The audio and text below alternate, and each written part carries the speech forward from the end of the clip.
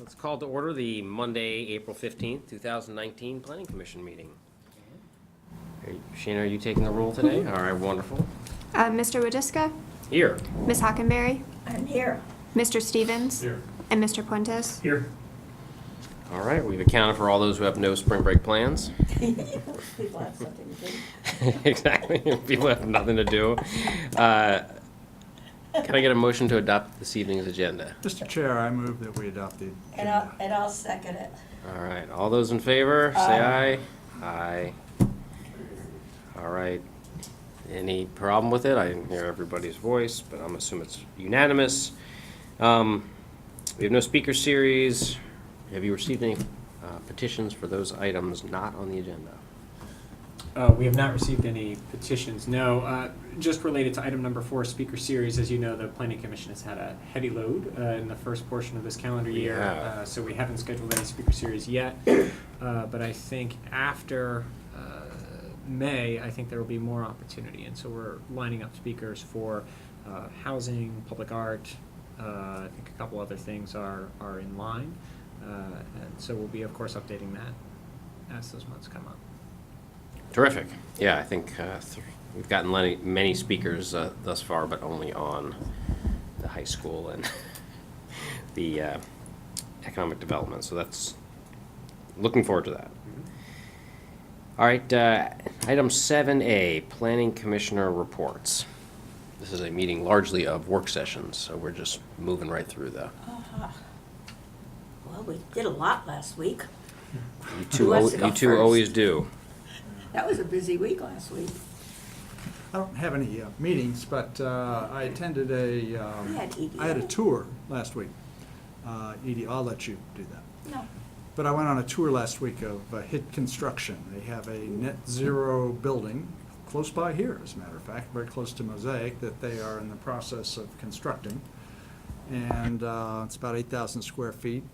It's got a lot of very interesting features to it. They're going to use it as a demonstration location for customers to show kind of the best practices on how they can improve building technology today. So when they get it finished, it's supposed to be done in a couple of months.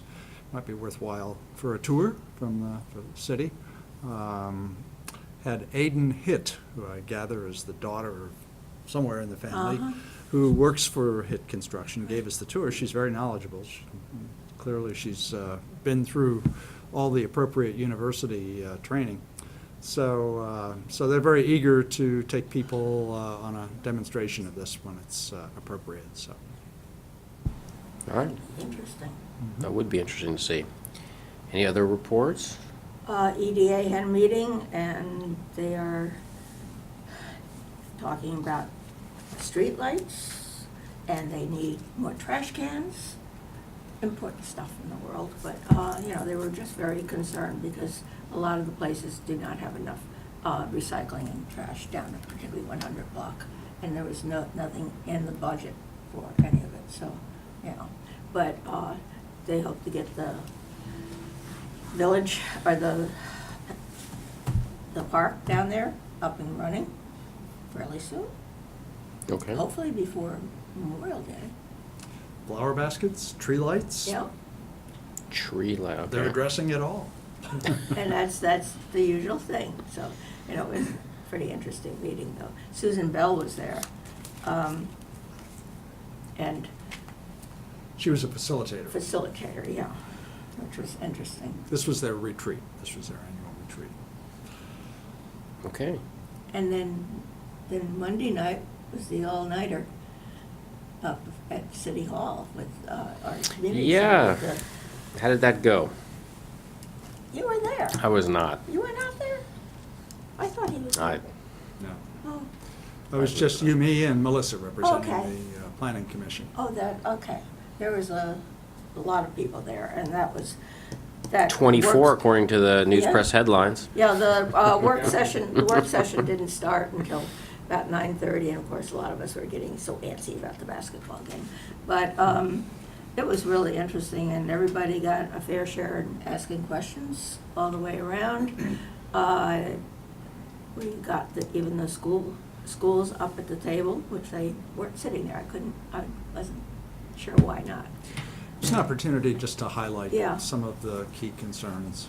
And a lot of it was about traffic and about traffic lights and, you know, getting through and around, you know, the transportation within the complex. But it was a very interesting meeting, really good. So we had voted on it the week before. Yeah, right. Yeah. And was there anything dramatic that I don't think so. would have impacted your vote, or?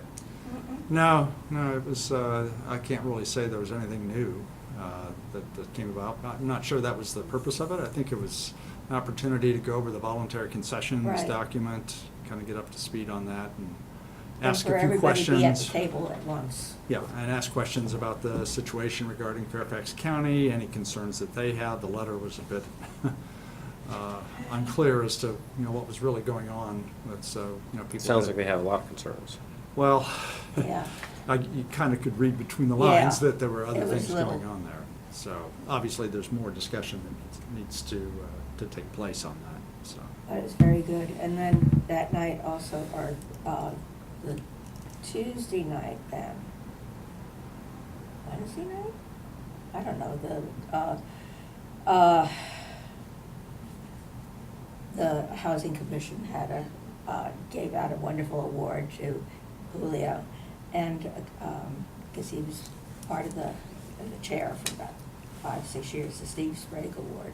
So there was a nice reception over at community part of Cherry Hill, or, you know, over that nice little complex over there. It was very nice. And then also afterwards, we had the pleasure of Paul's company, and what's her name again? Lisa Sturdivant. Lisa, and she was going over, you know, the demography. Demographics. And that was really interesting, because she also had 2 young guys there that on the planning, or on the Housing Commission, who asked some interesting questions. And they were, you know, young 30s and under 30. So it was interesting. Both had grown up here, so they were asking quite a few questions. And they, you know, are very, very interested in having affordable housing and more of it. So it was really cool. Just, we finished? Yeah. One other thing I thought I'd mention real quick, I took Sunday morning, and just made a quick trip up to Pike and Rose. Did you? And kind of walked around, just the first time I'd ever been there. I think it's definitely worthwhile for all of us to go up there. You could really begin to understand EYA's focus on the type of placemaking that they have in mind, the wayfinding signs, the use of, you know, parking garages for the public, how a hotel fit in. A lot of the elements that they've talked about doing here are already there in place. And so I think it's definitely worth a trip up there to see it. A lot of green roofs, great solar canopy on the top of one of the garages. I was impressed with the amenity zone on the sidewalk, you know, the whole situation of keeping it clear next to the building and putting the tables and the tree pits and everything kind of closer to the curbside. All of that you could see very clearly. Some interesting things that they've done with the phases that are put off to the future. You know, they've kind of made this one area into an impromptu beach. You know, Really? they've brought in sand and beach chairs and things, and, you know, it's a place for kids to kind of play around. But, you know, it's kind of a clever way to use this part of the land that will be built on in the future. Right, and also we were asked about that up at for the high school, or Yeah. up at the West End, what they were gonna plan for that, I didn't hear beach. yeah. No, the trouble is you don't wanna put anything there that you're gonna take away, that would not go over well. But that's interesting, we went down for oysters down at Old Abbott on Sunday, and, I just happened to be sitting next to a couple who lived over there, right? And I said, well, what do you think about it?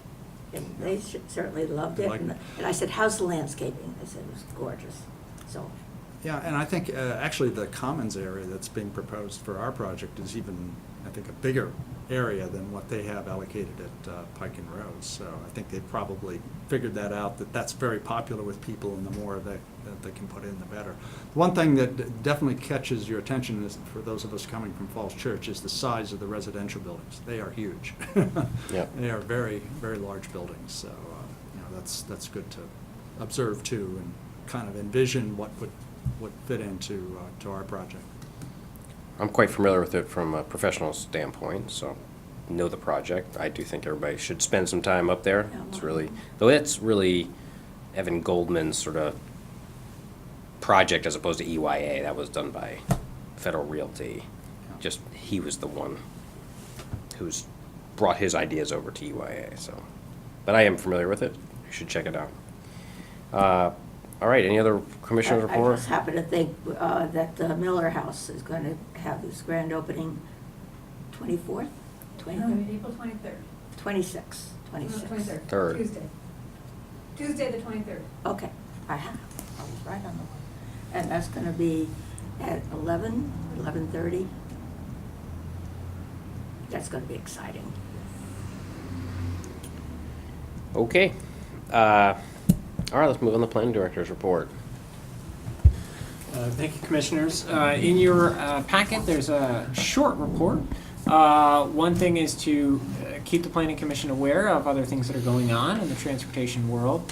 Last Wednesday, there was a presentation to the Citizens Advisory Committee on Transportation on a pedestrian accessibility project, the installation of pedestrian-activated traffic signals, 3 of them along Broad Street. There's a presentation included in the packet. These are HAWK signals. HAWK is an acronym standing for High Intensity Pedestrian Activated Crosswalk, and I agree that those words don't start with the front of the acronym, but I think someone was looking for a word. It's been a project that's been in the works for a while. The conversation about this has actually been part of goes back to the Mobility for All Modes plan from 2015, and even some work done before that. This was funded by the Virginia Smart Scale program, which seeks to invest in cost-effective transportation projects. This was one of the top achievers in the first round of Smart Scale funding back, I think, in 2018, 2017, sometime around then. The project would install 3 pedestrian-activated signals along Broad, 1 at Oak, 1 at Fairfax, and 1 at Berry. All 3 of these have bus stops, and all 3 of them are common pedestrian crossing points. Good idea. Ultimately, I think the project schedule has it going to completing construction in fiscal year 2022. The reason for the time frame is that the funds are federalized, and so the right-of-way process and the procurement process add somewhere between 1 to 2.5 years to the project timeline. The other item of note, The timelines are out here. the other item included in the packet is an update on the hiring process for the Planning Commission clerk. Of course, we've had excellent stand-ins, including Ms. Schaefer, but we are hoping to get a full-time clerk back on staff. The expectation is that we'll have that position filled late May, early June, depending on the selected candidate's availability. Something else not included, written up in the packet, but it is on the back of the agendas. Just want to advise the Commission about upcoming events related to the West End project. There are 4 major actions that are coming up, not all before this body, but all related to the project. On May 6th, this group, which is the group's next meeting, on the group's agenda will be for action, a vote on the subdivision of the land up there, the 34 acres, redefining the lot lines and redefining ownership across the school board and the city government in general. May 13, the following Monday, the council is scheduled to take a vote on the special exception entitlement, which of course the Planning Commission has already made a recommendation on. May 16, the Board of Zoning Appeals will take a vote on an application for a variance related to the high school in regards to the auto parking. I think primarily for the dimensions of the auto spaces, that the parking spaces are existing, they don't line up with the recent code amendments regarding stall width and stall depth, so they'll be going in for a variance. And then the 4th action would be coming back to this body on May 20. That would be the Commission's action on the site plan for the high school. Okay. Yeah, we need everybody here on the 6th. It sounds like there's some work to be done. And that work session is Columbia Baptist Church coming in. Correct. The goal is to keep everything on schedule, to get Columbia Baptist in for a work session I think we're also thinking about having a work session, although it's not listed here, a work session on the WNOD on May 6th. As you know, the Dual Trails project is moving forward. Nova Parks is going to be ready with 30% plans to share with the commission. That is a site plan application due to the amount of disturbance. It's well over the 2,500 square feet that triggers a site plan. Depending on the reaction of the planning commission, because there is no building square footage, that can be approved administratively. So depending on the reaction of the planning commission, that's a route we can explore. The other thing we can talk about as part of that work session is the city's project to update the crossings for the WNOD. So I think that would be a nice package to talk about both the dual trails and the crossing on the same night. And that would be on the 6th? That would be on the 6th. Okay. The agenda wasn't quite so You get- busy when we had started that conversation about the WNOD. It's become busy in the last couple weeks. Yeah. Yeah, I mean, there's stuff to be done on the 6th as it relates to the subdivision. I don't know how long that's going to take, though. You and I can talk about. Agenda management. Yeah, because that sounds like a lot, but maybe it's all quick, even though there's some decisions to be made. Paul, will the city council have taken up the subdivision and like work sessions or anything on their part before it comes to us on the 6th? The council members have certainly been briefed on the subdivision. Of course, subdivisions don't go for action to Right. the city council, so it is the planning commission that approves the preliminary and final Right. plats. I just The lines themselves, of course, have been part of the negotiation amongst city council and school board, and of course, making sure it's consistent with the terms of the boundary adjustment with Right. Fairfax County. And something else, Paul, you mentioned the parking garage, about the wrong-sized parking spaces. Yes. And that's up at the high school. Yeah, it's not related to the That's parking garage, which of course would be a new structure, but instead to the surface parking lot Oh. that exists around Mariel and Henderson. The language that's being pulled up is that when a site plan of this magnitude comes through and the entire site is being reworked, the expectation is that the entire site comes up to code. Right, because it really needs to be. Okay, good. The other item not included on your agendas, but obviously of importance, is the relocation to City Hall is happening this weekend. So City Hall, service counters will be closed this Friday as well as next Monday, and that's to allow staff final moments to pack up their equipment, get their computers disconnected. Paxton is doing a great job of getting us moved over Easter weekend. Obviously, a lot of thanks to them for being available. We will be unpacking ourselves on Monday, and service counters, the expectation, I think, is middle of the day on Tuesday, city government reopens to the public. We'll, of course, in our department, be prioritizing the public-facing counters, so we'll be working to get the permit counter up as quickly as we can, getting at least one computer, if not two, up and running, as well as a printer, so that we can actually produce the paper permits that people need to keep investing in the city. Sounds good. Exciting that that's finally When will the happening. meetings start up there? The chambers are going to be one of the last rooms to come Yeah, that's what I online thought. because there are security issues related, of course, to the court functions and the sheriff and police functions in the new building. So that'll be the last, one of the last rooms to come online. I think the estimate, I would be incorrect if I said the estimate. So Don't you dare. I can ask and get back. But, considering the fact that school board will be working to get out of here Mhm. and there, it's gonna be interesting. I think we've got tentative plans, at least for backup spaces, at least through June. I hope to be back in City Hall before we get to the end of that month. But in case we don't, there are rooms set up for the planning commission meetings. The sooner the better. Heard. Thank you very much. Did you receive any correspondence? I did not see any in the packet. No correspondence for this meeting. Okay. All right. Well, let's move on to the reason we're here. The work session items, starting with the housing chapter. All right, thank you, commissioners. We've got 3 comprehensive plan chapters lined up for work session tonight. I think the expectation on the agendas that we've got each of them mapped out for somewhere between 30 and 40 minutes of conversation. I think each of the first 2 both include a presentation of probably 10 to 15 minutes, and then we'll turn it into, I hope, an active conversation for all 3 of these. I think this is the first time the commission is seeing the draft, and of course, this is also the start of work sessions with many boards and commissions. So obviously with you all as the authors of the comprehensive plan, according to the city's charter, it's important to get your all's input early in the process. Also with us tonight is Nancy Vincent, the director of the city's Department of Housing and Human Services.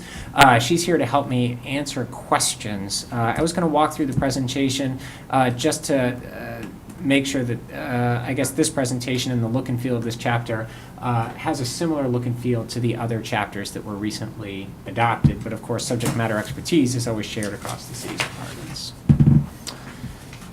Let's see, with that, oh, it's already up. Thank you, Sheena. So let me walk through the presentation, and I apologize. I'm not as practiced in the slides as I will be at the end of this process. Boy, we get the first call and everything. Yeah, so no 7-minute slides. It'll take me a little longer to get through them. Where are the arrows?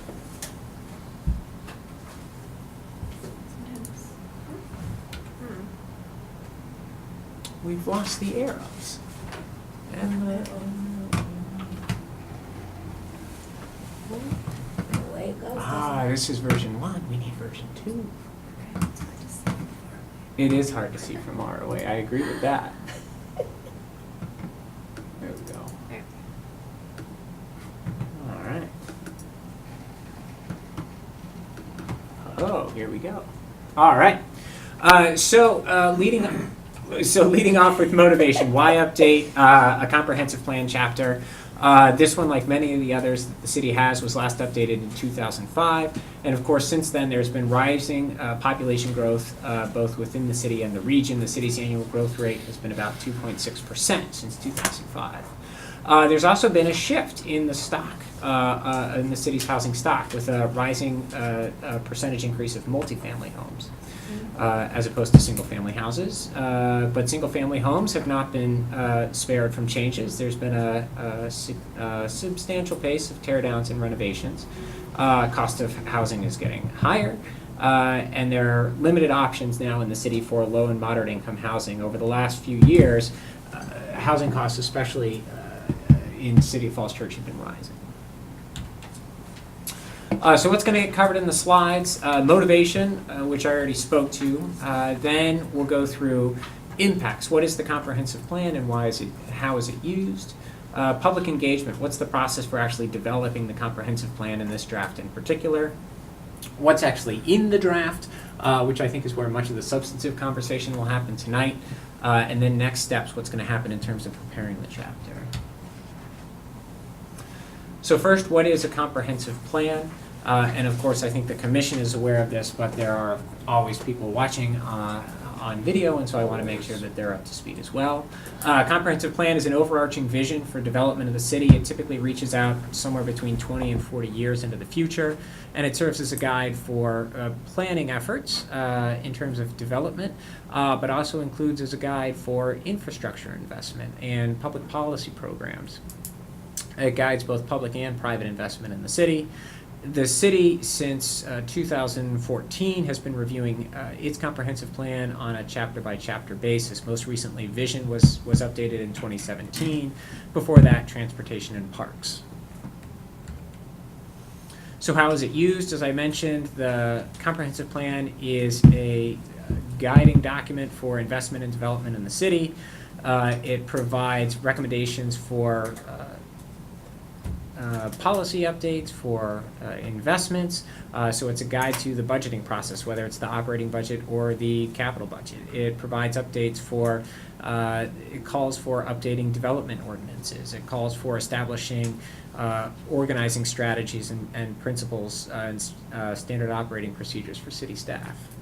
So it can be certainly a deep-reaching document. How is this chapter structured? It's designed to be a work in progress. So going back to mobility for all modes, the strategy for the comp plan chapters has been to establish an engaging vision for the future of the city sometime in the future, and to identify one of the major stepping stones that the city would have to make progress on in order to achieve that vision. Not to have those particular conversations as part of the chapter update, but to identify what they are and identify which conversations need to happen first. So that's what the comprehensive plan is. Switching to public engagement and how the draft was developed.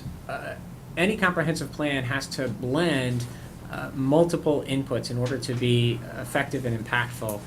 First, of course, is public feedback. That the comprehensive plan belongs to the community, the people who live here, the people who visit here and enjoy the city, and of course all the stakeholders who make that happen. It also has to connect to other city plans and policies. For example, the affordable living policy was recently updated. That information needs to be folded into the plan. Also, the city's plan for development is not a blank slate. There is a vision chapter, there's a land use chapter, and of course the housing chapter has to relate to those as well. And then there are trends and best practices. Since 2005, certainly the state of practice related to housing planning has been updated, and that's folded into the chapter as well. So what's next? There will be conversations, work sessions with each of the city's advisory boards and commissions, continuing engagement with the general public, and then ultimately action by the Planning Commission and the City Council. So context for planning for housing in the City of Falls Church.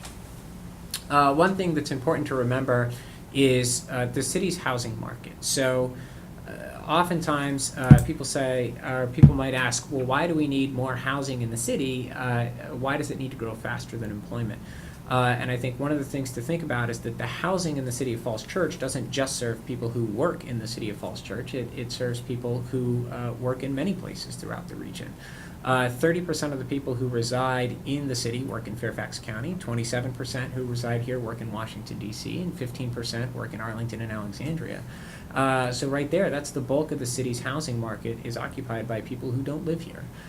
So as those employment centers continue to grow, so too will demand for housing within the city.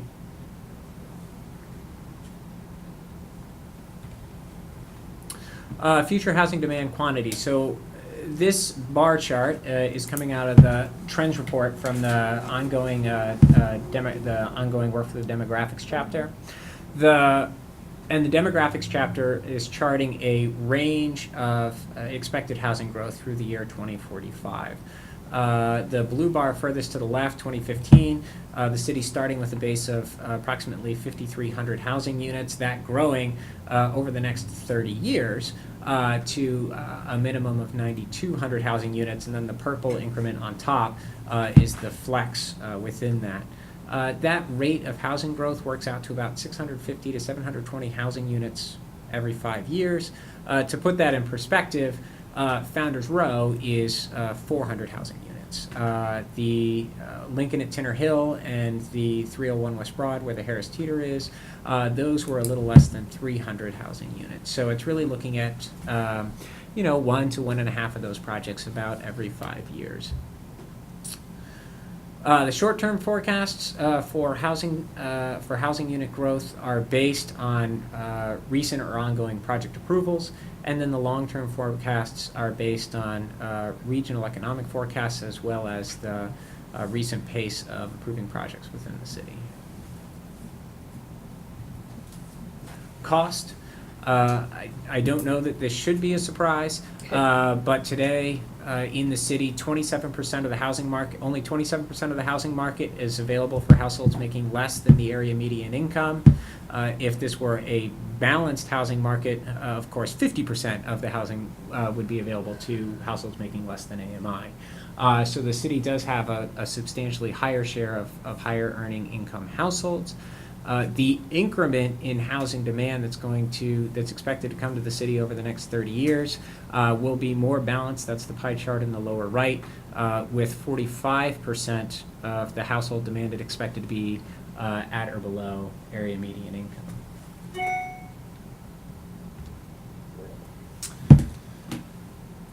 Let's see, content. What is in the draft chapter?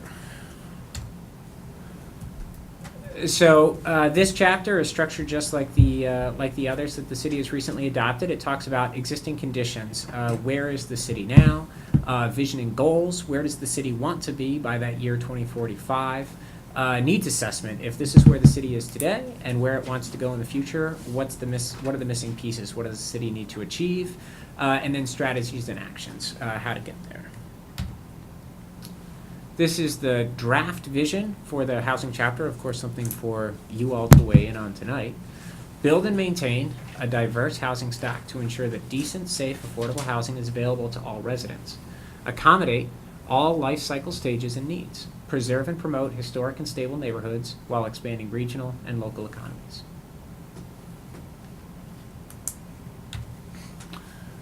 Goals, so things that fall out of that vision statement, if that is the vision for how the city's housing market should function in the future, the component goals that would be part of that, encouraging a range of residence types, preserving historic neighborhoods, protecting affordable living, and ensuring equitable housing opportunities. Strategies for getting there: residences for all households, compositions, and incomes, tighten regulations on teardowns, increase supply of affordable housing, ensure a range of housing, especially for seniors and persons with disabilities, and ensure housing does not discriminate. And then there are proposed actions, and I can pull up the text in the draft chapter as we get into the conversation. There are, of course, lots of proposed actions, and I just pulled some examples, but generally actions are intended to be discrete, measurable steps, things that you could plant the flag in as being successes. And there are things like establishing multiple income tiers for affordable dwelling units, restarting the first-time homebuyers program, relaxing restrictions on accessory dwelling units, and the list goes on.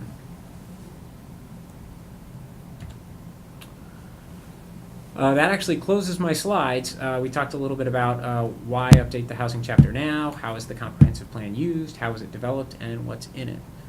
With that, I actually want to turn it over to the Planning Commission for a conversation. Well, could you go back to the slides that have the actions and then the one before that, you know, what the goals are? Mm-hmm. That would be a good stepping off place to talk about that. The draft chapter. Yeah. Let's see if we can get the actual text of the chapter, because I think these are paraphrased. Yeah. Because I think there's some really, really important things in there. Oh, yeah. I mean, they're just, Yeah, there we go. oh, I don't know, I think this is the place probably to start the conversation, and maybe, Actually, can you go to the vision first? Yeah. oh, okay, good. Just one comment on this, obviously, the housing needs in the city are the regional housing needs. And this talks about accommodating, it's available to all residents, right? Makes it sound like we're building a housing stock for the residents that are here now, as opposed to Falls Church's role in future housing needs. I don't know how it can be rephrased, but when I first read that, available to all residents made it sound like it's for the existing residents. Yeah, yeah. And then I instantly see that preserve and promote historic and stable neighborhoods. I don't think we're doing a very good job of that. I think with all the tear downs and the sizes of the houses, I think we've stepped into an ugly bee's nest.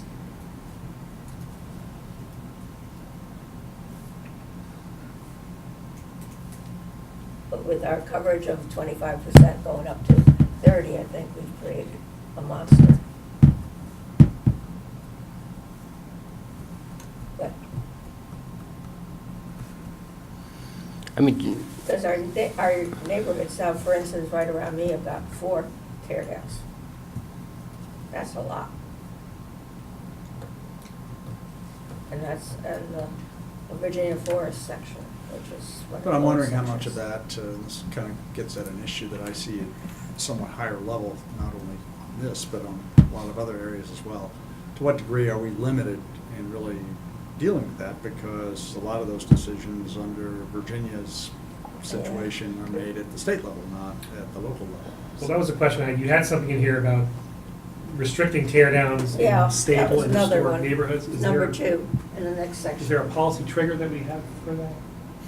Well, certainly right now the financial markets incentivize people to do tear downs. that the existing housing stock, you can buy an older home for about $600,000 or $700,000. And with the development regulations as they are, you can clear cut that lot, and you can put up a house that's between $1.3 to $1.5 million. So there are certainly some things that incentivize that. Certainly the lot coverage limit going up as high as it does allows people to build larger homes. The other thing is that it's actually quite difficult. There's no incentive to hold on to mature trees or to hold on to the existing structure. One of the things that's been identified, for example, is Greenway Downs, that many of those houses today are non-conforming, and so if you want to expand on the house, typically what you're either pushed into is a variance application, which can be uncertain, or simply tearing down and rebuilding. The other thing related to things like mature tree canopy, which can certainly lead to stabilization of neighborhoods, is that allowing people administrative relief from setback regulations, if it was in the interest of preserving a mature canopy tree, could go a long way to saying, well, no, you don't have to tear down your house. You can actually do a modest addition, which may make it more appealing for a family to buy into a $600,000 or $700,000 house with the expectation of keeping it versus tearing it down. Can we do things like give height variances in lieu of taking down trees or anything like that? Well, that could certainly be explored. I'm just trying to get to Tim's point about there are things I know that we're just not allowed to do Right. in the Right. city. Just given the Oh, I state think, rule. I just didn't know what kind of latitude we have for creatively planning for. sure. Because it's not happening now, it's just really, there are some houses that you go by and you say, oh my God, there's no way that is just 25%. There's nothing left on the lot. Absolutely, particularly the one up at West Street. It's the biggest thing I've ever seen, sprawling, it's not even, I think we've got a situation there where we don't have real oversight of all the approvals. And I'm trying not to say anything. But I think that some things are being approved that just are not appropriate. I mean, not style, I don't give a darn about the style, but the lot coverage. Is there any way of getting any information about in the neighborhood situation is to see how many tear downs there have been in the last 10 years or so? Yeah, those are regularly reported actually in the department's budget narrative. I think it's on the order of probably 30 a year. I think when you average it out, the amount of acreage that is redeveloped in the single-family areas of the city is equivalent to what's being redeveloped at Founders Row now. It's about 4.5, 5 acres. I think when we went up to that 25, 30, we just opened a lot of problems. I mean, really, it's upsetting because that was an action taken by the Planning Commission. And, with that extra 5% was for other types of coverages on the lot. But I think it's just really getting out of hand. Other thing, I know this doesn't have anything to do with housing, but I am very afraid of what it's doing to our infrastructure, our streets. One day, with the latest tear down, there were at least 15 very heavy, filled to the brim, dump trucks coming in and out, and filled with all the, everything coming out of the lot. And they just our roads are not meant for that type of thing. Or should there be more of a, when you get a permit to build one, should there be infrastructure fees built in or something like that? It's just, as I say, I'm surrounded by 4 of them, so I'm really very, very aware. Mm-hmm.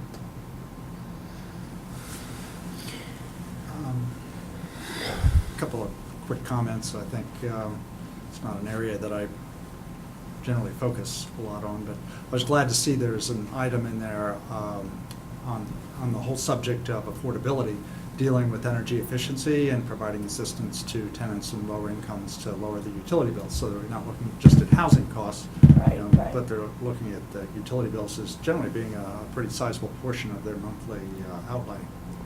So anything that can be done to reduce utility bills obviously is going to support affordability. The other one is there's a comment in here on accessory dwelling units, but yeah, I don't know how much emphasis that really is getting right now, and that may be because of opposition, in the community in the past. But whenever I talk to other jurisdictions, it seems like that's something that's almost taken for granted now, that there's an upzoning capability Right. that's available through accessory dwelling units. They're still regulated very closely so that it doesn't get out of hand, but that there are many more opportunities for people to put an additional small unit on their property to accommodate either older people or younger people, kind of more of a diverse set of residents. So those are a couple of observations. The interesting part of that is that Rob and I were working on that affordable housing. We suggested that, nobody wanted to suggest it. We took it out of the report for the affordable housing. Maybe that we just have to look outward to other jurisdictions and just see what's being done so that people can feel more comfortable that it's not just going to result in some proliferation of things that they may consider not to be desirable. That there's a way you can do it that results in a very positive outcome for multiple stakeholders. Is there in any way that we could suggest different products, such as apartments or condos without amenities, that would bring the cost down greatly? We had that one proposal over on, off of Park over there, the one that came in, and of course it wants everything too big. But to have different types of products for different areas. And maybe smaller townhouse, because that's keeping us from doing things too, because it has to be a certain huge. There's so much that needs to be looked into and changed along this way. Yeah, I think one of the challenges is that new housing will almost always come in at the top of the market. Yeah. That's generally I think the model is that new housing gets constructed and it has some of the highest market cost per square foot.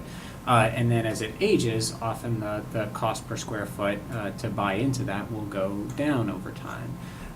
So looking sometimes at the new housing stock can be some of the toughest places to make gains. I'm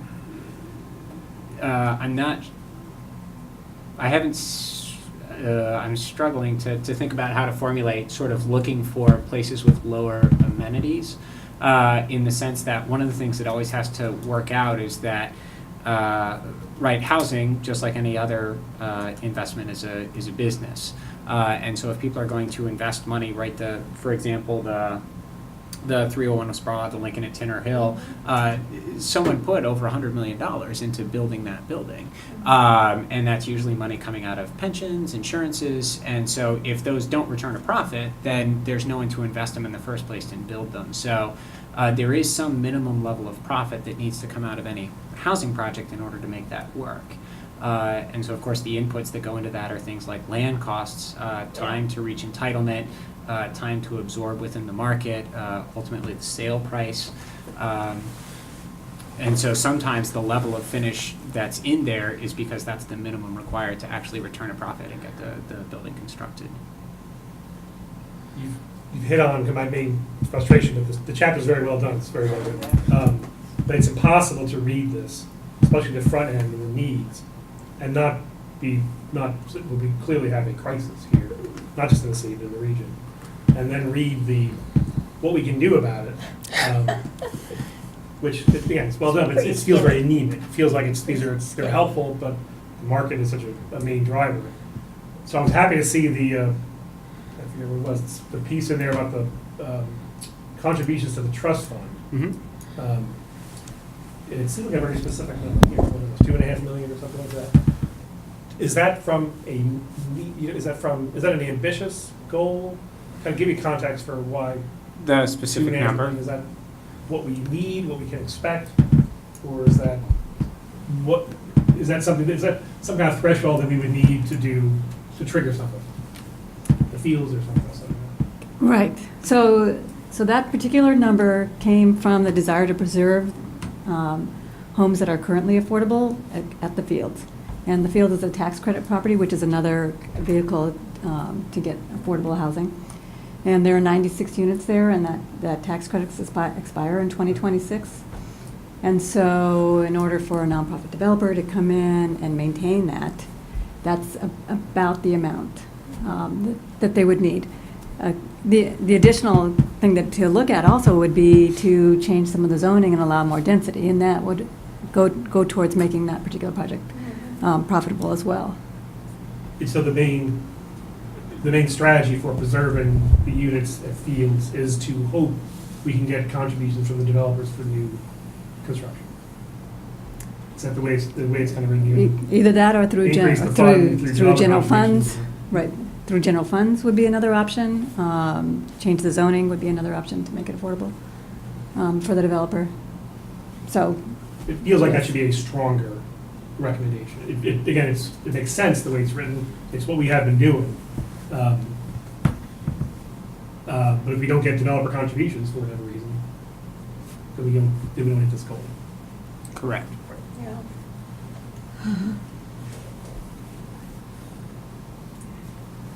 I'm just afraid that, I like the vision, but I don't think we've got an imbalance between the vision, which we would really, really like to have, preservation of neighborhoods, preservation of affordable housing, blah, blah, blah. But we're not being true to ourselves in that. What do you mean by not being true? That that's not where the city wants to go, or Yes, that's not it's where the city wants to go, but I don't think we've come up with any brilliant ideas of how to get there. And On how to just preserve worries it. me that- It's more the preservation. That's the part Yeah, you're concerned yeah. about. Yeah, there's a lot here about for stabilizing existing neighborhoods, preventing tear downs and things like that, but nothing for what is articulated in this chapter about the looming crisis, which we are in the middle of right now. But I share your frustration. I don't know what to do about it. Well, and so, right, this is why we engage, this is why staff engages the planning commission early, to understand, have we hit the mark on the vision? And it seems like that's okay. We're at least on the target. And then the goals, we could certainly explore those, but I think what's going on here is that, what I'm hearing is that the meat of the chapter, in terms of the things the city should be doing and prioritizing, aren't necessarily in the right order. I'm hearing that from two commissioners, and I know Can I add several something folks are too? on vacation. Yeah. or did you want to respond to that? So what I want to add is that in looking at housing, we really need to think of the kind of community that we want Falls Yeah. Church to be. And housing is so key to that. So if we're looking to have an inclusive community, which is part of the city's visioning chapter, and it's kind of implied in what's stated here, we really need to look at the range of housing that we have and how what it is versus how it's perceived. So there's a couple of things. So when we hear of affordable housing, what we're talking about is people who retire and are on a fixed income and need to stay in their, or want to stay in their homes, or people who grew up in Falls Church and finished college and want to come back to the place where they grew up, and there aren't housing opportunities for those people here. And to get at Paul's point is kind of traditionally the way that housing becomes affordable is through age, exactly what Paul said. And across the country, that's the way it happens. Well, it's not happening here. I mean, it's kind of backwards. It's kind of backwards here. And so I think we said the average age of homes is, 50 years here? And the cost of those homes are still going up. And through tear downs, like Lindy was pointing out, they're becoming even more expensive. So we don't really have a means here to have this affordability, to keep, to keep seniors in their homes, to have the young people that grew up here come back here, to have the inclusiveness and the diversity of, across a range of criteria. So that's where we need to come up with really specific goals and activities, getting at what you're saying, to achieve that. Totally on board with all of that. I just don't, like, what are those around the country? What are best practices? How are they dealing with this in other places? And accommodating seniors and folks who want to stay, I think, is certainly laudable goals, but we're also in a growing region, right? And you see all the planning commission, the regional planning commissioner assessments of how much growth being expected in this region and how much housing we're planning. I'm going to mess up but I think we know generally what kind of households are coming and how much is on the books right now to be built. And it's not even close to fulfilling the need. Is that, I'm butchering this a little bit, but we generally know what to expect and we're not planning for it right now. And Falls shouldn't have to can't shoulder the whole thing, obviously, for lots of different reasons. But, yeah. But, just the fact that no matter what, it's all clear cut. And that's such a shame. And particularly over an area such as where I am, Virginia Forest, you've got these 80-foot or higher poplars all over the place. But it really destroys the character of the neighborhoods when that happens with the clear cutting and everything. There's no chance of doing even the backs. They keep any of the trees in the back as a buffer between houses. So there's something, just the fact that it's taking away the real character of the neighborhoods all over the place. We're seeing more and more of it. So it's just, I don't know the way out, so, I'm just saying. To speak to the question of pace, so the city's pace over the last 10, 15 years has generally kept pace, if you forecast it forward, with what's demanded in terms of regional growth within the city. The regional housing demand, if you take the city's share of that based on job markets and where people tend to locate, the city has generally been on pace with where it would need to be to keep up with that. But it does mean a sustained pace of 650 to 720 units every 5 years. And certainly getting both the 301 West Broad and the Lincoln at Tinner Hill in the same 5-year period was difficult. And Founders Row is growing. It was difficult in what way?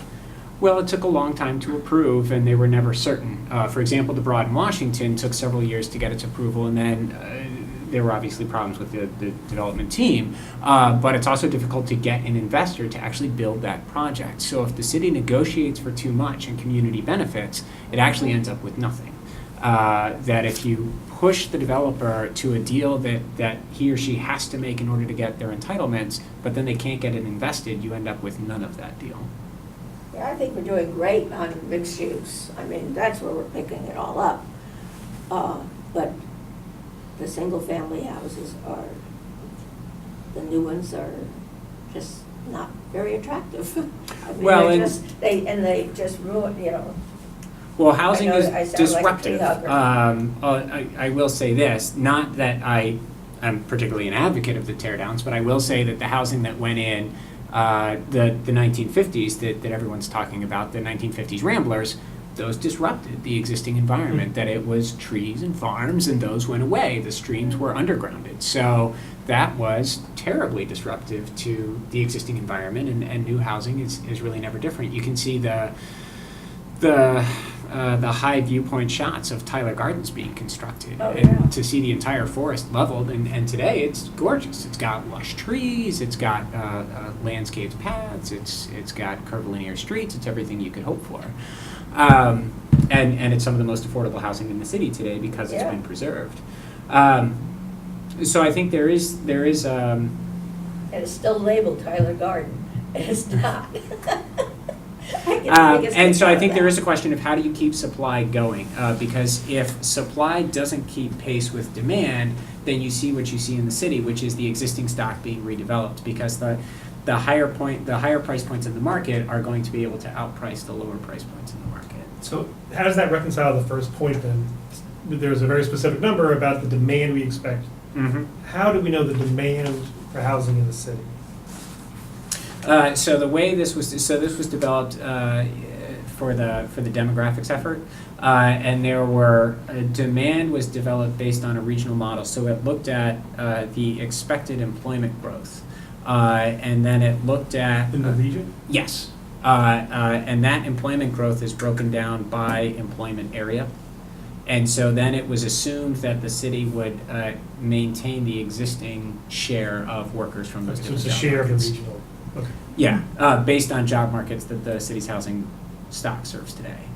So growth in Tyson's, growth in Roslyn Ballston, growth in DC, growth in Crystal City. And the conversation we're having is being had Right. across the region. And so there has been growth in multifamily units over the years, but there is a question. It's been difficult to get townhouse projects approved in the city. The single-family lot size is fairly large at 11,250 in R1A. The R1B is 7,500. And so these would be difficult questions for the community to tackle. How do you want to provide for housing units? Do you want apartments and condos with more bedrooms? Do you want more townhouses? Do you want to do accessory dwelling units in backyards? Quads. These are all things that, duplexes. that speak to We don't what is the have development pattern of the city going to be? We don't have the zoning for the quads or small, 3 or 4 townhouses together or something like that, or even duplexes. We just don't have that. And so is it staff's? Or accessory dwelling units. Or accessory dwelling units. We don't have the zoning for that either. So these all require zoning change. Mhm. And so is it staff's belief that zoning changes, that wholesale rewrites would be appropriate to talk about here, or you just felt that there wasn't? I'm saying those Too are aggressive tools here. that could be applied, but it's for the community to decide on those things. So certainly staff can advise about these are options that other communities have undertaken. For example, in Minneapolis, they wrote it into their comp plan that they're going to do away with single-family zoning. Now, there are implications to that about who benefits and where do the single-family houses go. Right, the first ones that will be turned into quads are most likely the lowest priced units. So some of those starter homes may get snatched up on the market by investors and developers. So there is a question of what kind of housing are you trying to preserve and expand. But certainly, right, I think all things being equal, more housing units would better serve demand than fewer. But these are all things that other communities have tackled, whether they're accessory dwelling units or single-family zoning or multifamily units, townhouses. When do you expect to finalize after you go to all the boards and commissions? The projected schedule is work session with the Planning Commission tonight. We have a work session scheduled with the City Council for May 20. We'd be going to boards and commissions throughout the months of May and June. April, if we can get on anybody's agenda, though it's pretty late in the month. Coming around probably to a second community survey in June, a community meeting in June, and then getting back to Council and Planning Commission in July. And I think that the value of going to the survey is that when these ideas are talked about and fleshed out, that will be sort of a litmus test of what kinds of changes is the community at large willing to explore. So if there are a variety of opportunities to expand housing supply, whether it's accessory dwelling units, easier access to townhouses, maybe low-rise condos in the transitional zones, which ones is the community at large most willing to explore? I think this chapter is going to be very difficult. Probably one of the hardest. Would it make sense, I didn't see a policy actually for accessory dwelling units, I just missed it, but could there be something, maybe not terribly aggressive, but something like pull together information on what other communities have done on ADUs so that we begin to have a sense of perspective and a knowledge base as to what might possibly work here. Sure, it could always be providing a technical report. There is. And we have that information. I mean, my staff did Okay. that. And there is an allowance for accessory dwelling units in the zoning ordinance today. There are stipulations that it has to be part of the existing structure versus an attached. And so that would be one of the first things to explore is separating these things out from the main structure. Well, there is a recommendation to amend the ordinance to allow for accessory dwelling units Mhm. in clause. That's pretty aggressive. Which we didn't do when we had, which we didn't do when we did the housing policy. I agree this is going to be a tough one to handle. In terms of the vision, generally speaking, I think it's where we should be. Some of the words that says, for example, decent, that's pretty, to me, is undefined, is just too vague as to what is something that's decent, similar to affordable housing, but I know we deal with that elsewhere, how you define that. I think, we've said this before, it's not anything new, but we can't, it's my view that we can't solve all the region's problems here in this small community, that the market is going to drive this to some extent, and while it's nice to have all this housing stock, it's going to be a really hard process to stop. And we do, we have mixed goals here. I mean, you want to provide that kind of diversity of housing, but at the same time, you do want the market to grow and property values to increase, and to put a stop to that is going to be really difficult from a policy standpoint. But at the same time, I think it's really important that we try to preserve these neighborhoods as well. And I don't know if that's simply how we handle the housing units, where it's located, where it's primarily on Broad and Washington, but those have been, I think, where we've seen the development and the larger scale stuff, and we've done a really good job on that. But it's in the neighborhoods where I think that the policies are lacking. We just have no. I don't know if I'm repeating it, what everybody said here. We just don't have the mechanisms to stop those teardowns because the economics are what they are. But I think by and large, we are trying to provide. There's been large recognition that we need more condominiums. There's different housing. The mixed use stuff has gone really well. We have a lot of control over it. The special exception process has, I think, been a real success.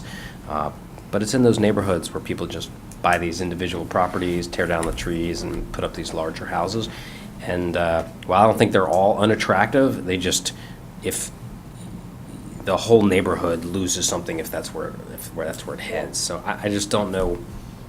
I don't know that anybody has the answers. I haven't heard it from us or from anyone. But other than more, I guess where I'm just hearing different zoning that just allows for different types of housing stock in those neighborhoods. I'm not sure that's what people want either. I think they want some small, quaint, single-family homes, and I don't know how that's going to be in the works here in the near future. I mean, we've on one end really pushed to make this a place that honestly affluent people want to live, and they don't want small little 1950s ramblers. So they if people don't have policy ways to curb it, I see this much of the same here in our small community. Well, I think one of the things you said early is the demand the twin desires of both increasing supply to keep costs low and increasing values. That one person's housing value is the other person's housing cost. Because the buyer and seller are talking about the same number, but from different perspectives, and that can be a challenge. So how do you keep both of those things providing what people need? It's definitely a challenge, and I think this is the value of getting a broad swath of community input on this to try and understand where does the community want to move on these things, which ones does it want to tackle first. If there are a lot of folks living in single-family houses that want to have access to accessory dwelling units, then that could be a relatively easy change to make. If there are a lot of people who do not want those things, Right. then it may be easier to make progress somewhere else. We've been down that path before. Right. Could we get some more information, as far as, I know we were doing really, really well on mixed use, and we're getting all of those places, our demographics are following along with that, and we're getting more of the younger people in the city than we've ever had. And some more senior housing, I mean, as on the It's books. It's coming. It's coming. It's coming. But just more statistics as far as how many tear downs there have been. Sure. In a certain number of years or something, like, I don't know, just to have more information on it. Yeah, I mean, that's sort of what I was saying before is if you start naming these categories, when we have some control over that and they have to come to us and apply and ask for exceptions or ask for different zoning, I think we've done a really good job of it. It's these By right. these by right Right, that's in the what I mean. neighborhoods that just have, And we increased upset a lot of coverage. people. We increased the coverage. But we only give them one up. It's zoned, it's not going to allow the things we've been talking about because we've Right. oriented the city towards one type of house. Yeah. They're gonna maximize the. Absolutely. With the building. height So and the If we coverage. truly want it to look different, we have to change the underlying rules, and that's, to your point, that's what's gonna And cause a lot that, of consternation. and I think that might be, it'd be a bear to wrestle with, community-wise, but, I just think it's worth looking into again for the impermeable, the situation with stormwater, with the size and heights of things. And I wish we had some sort of recourse to see if it really is so. Because I just don't believe that some of them have met. I mean, we can certainly Restrictions. provide a copy of any grading plan And submitted. it doesn't really matter what is on there. It's, it's just gets it a little bit more. And a lot of things have been allowed that we're just stretching the whole coverage thing. And I'm not gonna go into it publicly. Okay. I will To talk answer your about it first later. question Right, Rob? Right, Rob? about the rate of single-family development in 2017, there were 22 permits for new single-family home construction. 21 of those were tear-downs. In 2016, there were 20, 14 of them were tear-downs. 2015, 33, 26 of those were tear-downs. 2014, and 2014 is where you start to get into the last legs of the split lot redevelopment, but you had 37 single-family homes come on, 31 were tear-downs, and then 2013 you had 17, and 10 of those were tear-downs. So you had certainly a hump of activity as the split lots were being Oh, worked yeah. out. And then it came back down to where it was prior. But there's still a lot of new housing. I Oh, mean, yeah. It's a lot of new housing replacing houses. It's Correct, it's not new housing, No, right? It it's just doesn't, not that much it doesn't land. speak to that increasing demand in the region, it's simply turning over housing units. Right, zoning sets a cap on the number of housing units that can be built in a community. And if that cap is not moved up, then what happens is that folks with more money buy those housing units and turn them into things that suit their needs. Well, what's important too is to make a connection as to why, or to state why is that important. So why is it important to maintain the character of the community and not have these tear downs? Why is it important to have housing that's affordable? And to kind of look at it broadly, the effect on the health of the individuals, the effect on school outcomes, the effect on economic development. And that's the way to make the kind of the connection to the community, to say, here's why. I think we've been very vocal about that connection when it comes to affordable dwelling units in these larger developments, and the benefit of having that diversity of people in the city. What I perceive is the issue is really the aesthetics as it relates to these teardowns, that it just disrupts the visual nature. There's something quaint about Falls Church that makes it different than other localities, and that while it's true you're bringing a very affluent group into these new big homes, the real connection is what you're talking about, is the people. So I mean, that part I think we've been clear about just as a commission, is that the people is what's important. But what I have heard is it's the visual part that is just more disruptive, and just feels like we're just becoming homogenized as opposed to something unique and quaint. But that is not to take away from the benefit of the community, because it's very real to have different types of people in the city of all the things that we're talking about, whether it's race, color, religion, and income levels. So it's definitely bringing in an affluent group, but your unhappiness is the visual part of it, I Yeah. think. Yeah. And there's nothing that's fair share, so we're not gonna solve all the No. needs of the region, which we can't. But if the housing, I forget the number, 27% of the housing is available to folks with median income, then it's not fair share, right? Right. We should be 50%. That would be a fair share. Boy, you look on Zillow right now, City of Falls Church, 1 million plus Yeah, absolutely. across the board. Well, and this is hard. You're looking at a small geography, and in some ways, the city is a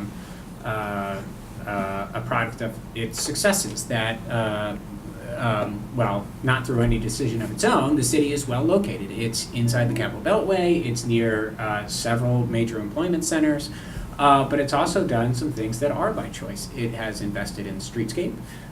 It has promoted walkability. It has high quality public parks and public schools, and so these things are attractive. People It has want restricted zoning. and restrictive zoning, but people want to live here, and that's actually a good thing. You want to live in a community that people also want to live in. It makes the problems no less impactful, but a lot easier to solve. We've got 2 more areas to go.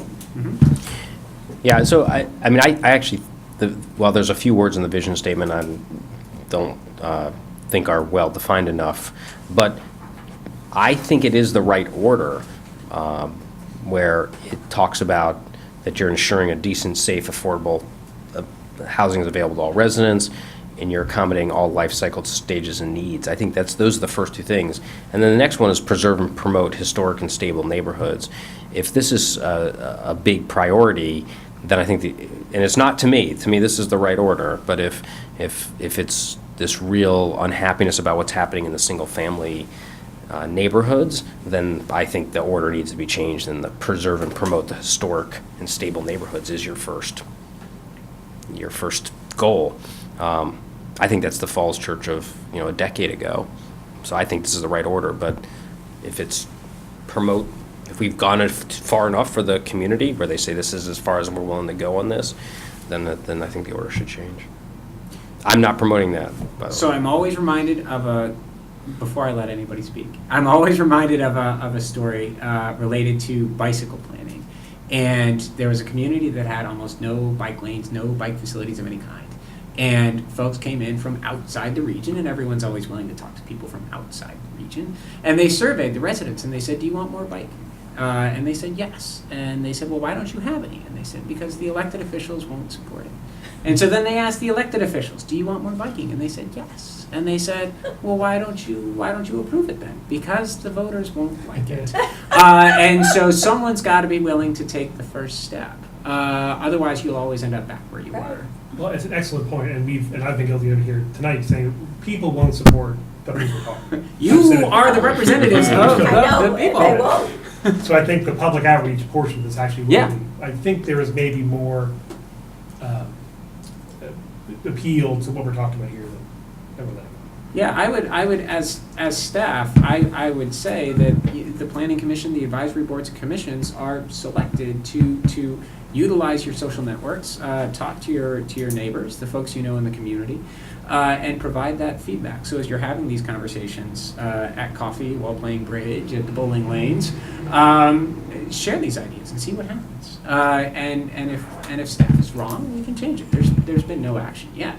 But test it out, test the waters. That's one of the things that staff relies on you all to provide. I'm okay with the order. I'm just saying based on what I heard in this conversation. Well, a long time ago, we had some sort of a, presentation, and I think it was Susan Bell or somebody else, but it was on the fact that we do have neighborhoods with names to them. And I'm saying, oh, I didn't know that had a name. Oh, I know that Virginia Forest is there, and there's a couple, other denotations of, Broadmont and everything like that. But, if we're talking about neighborhoods, to even promote the names of the neighborhoods, and maybe get some city signs saying this is this neighborhood. It just promotes a more cohesive thinking on stuff, maybe. I don't know, it's just something I just thought of. One of the things that actually is proposed specifically to that is establish a neighborhood gateway program that includes signage that Right. highlights subdivision names as well as new landscaping. The intent here is that with housing, everybody wins. So if what people want to see is stabilization of existing neighborhoods, then let's celebrate what's already here. Right. If what people want to see is increased housing supply in accessory dwelling units, well, we can do that in a way that comports with the existing aesthetic. If people want to see more condos and home ownership options, well, we can do that too. But it's a question of how do we structure this so that it's a vision that everyone agrees with, and that the actions that are in here are palatable to the majority of the community. And then, of course, some of that breaks down to, well, what do you tackle first and what do you tackle second? So, No. I was going to say, we've, talking about aesthetics, an example is the Miller House. And so here's a new home that's being built, and it's going to be a home for 5 individuals. And it fits in beautifully Yeah. with the community. It's not humongous. Right, and it's a new structure, and so there are ways to do that. Can I have one quick clarification? So you had this first-time home buyers program? Mhm. Is that a city program, or is that a federal? What's, going to It's a reinstate city the first-time program. home buyers program? The city has done it a couple of times through different funding Right. sources. Had a first time, so it's, the latest one was using local dollars, was using the Affordable Housing Fund, and to provide down payment and closing cost assistance to moderate income households. Have you stopped the program? Ran out of funds. Right. well, I was just going to ask, did you get what you needed? We had a lot of conversation. I saw you write some notes, but in terms of actual specific guidelines, I didn't hear us give you much. I think it was helpful. So the 3 questions we came into the work session with the staff were feedback on the draft vision statement and goals. And I think certainly the feedback on the vision was good. I think we've probably got some wordsmithing to do to actually make them into goals. It's planning nomenclature. Then second, additional housing elements or issues need to be included. I didn't hear anybody responding to things that weren't included in the chapter, whether it was this idea of life cycle housing. Is housing available for everyone at different stages of their life, whether they are retirees or they are newly coming out of college, that these are all different stages people hit in life. And then also commission strategy and action priorities. I think we heard some good things about specific actions and priorities and what's important, and I think some of this is going to get sussed out, like you all were suggesting, as we go out to other boards and commissions as well as the general community. Okay. I think what I did On hear, that though, is support for fairly progressive ideas, understanding that some of these things are going to face some pushback. That's a fine summary. I'm glad you got something on that third point, but because I didn't hear it as well as you articulated it. All right, well then, I'd like to move on since we have other things on the agenda. Absolutely. Now we're on to natural resources chapter here. Yes, and this one, like all our comp plan chapters, is a team effort, and I'm going to turn this one over to Shana Schaefer. All right, so we have a presentation, and this is a similar format to the one that Mr. Stoddard just went over, so I'll try not to be too redundant, but in the event that we have people that are tuning in and just listening to this portion of the meeting, wanted to provide a brief summary. So similar to the other one, The caps are we're playing going tonight. to go It's through probably going to impact our viewership. and consider why are we updating the chapter, how is the comprehensive plan used, how does it impact other planning efforts in the city, what sort of public engagement processes have informed this draft chapter, and then finally what's in the chapter. So kicking off right into motivation for this chapter update. The chapter was last updated in 2005, so it's coming due for an update. In addition to that, of course, over the last several years, the city has had a lot of population growth, and that is expected to continue, so that will inevitably have an impact upon our natural resources, especially if we are not accommodating for that growth. And then additionally, the city as well as other communities within the region are assessing ways that they can enhance community resiliency. So looking at that as we're updating this chapter is definitely a good time to be looking into that further. Oops. So the comprehensive plan is the overarching vision for the city. It guides planning efforts. It also lays out standards for private developers, letting them know what types of projects we would be looking for. We can also use it to guide public investments by the city. And then as Paul has mentioned, the city has been taking this on in a chapter-by-chapter basis, with the vision chapter being the most recently updated one, as well as the transportation and parks chapter also updated fairly recently.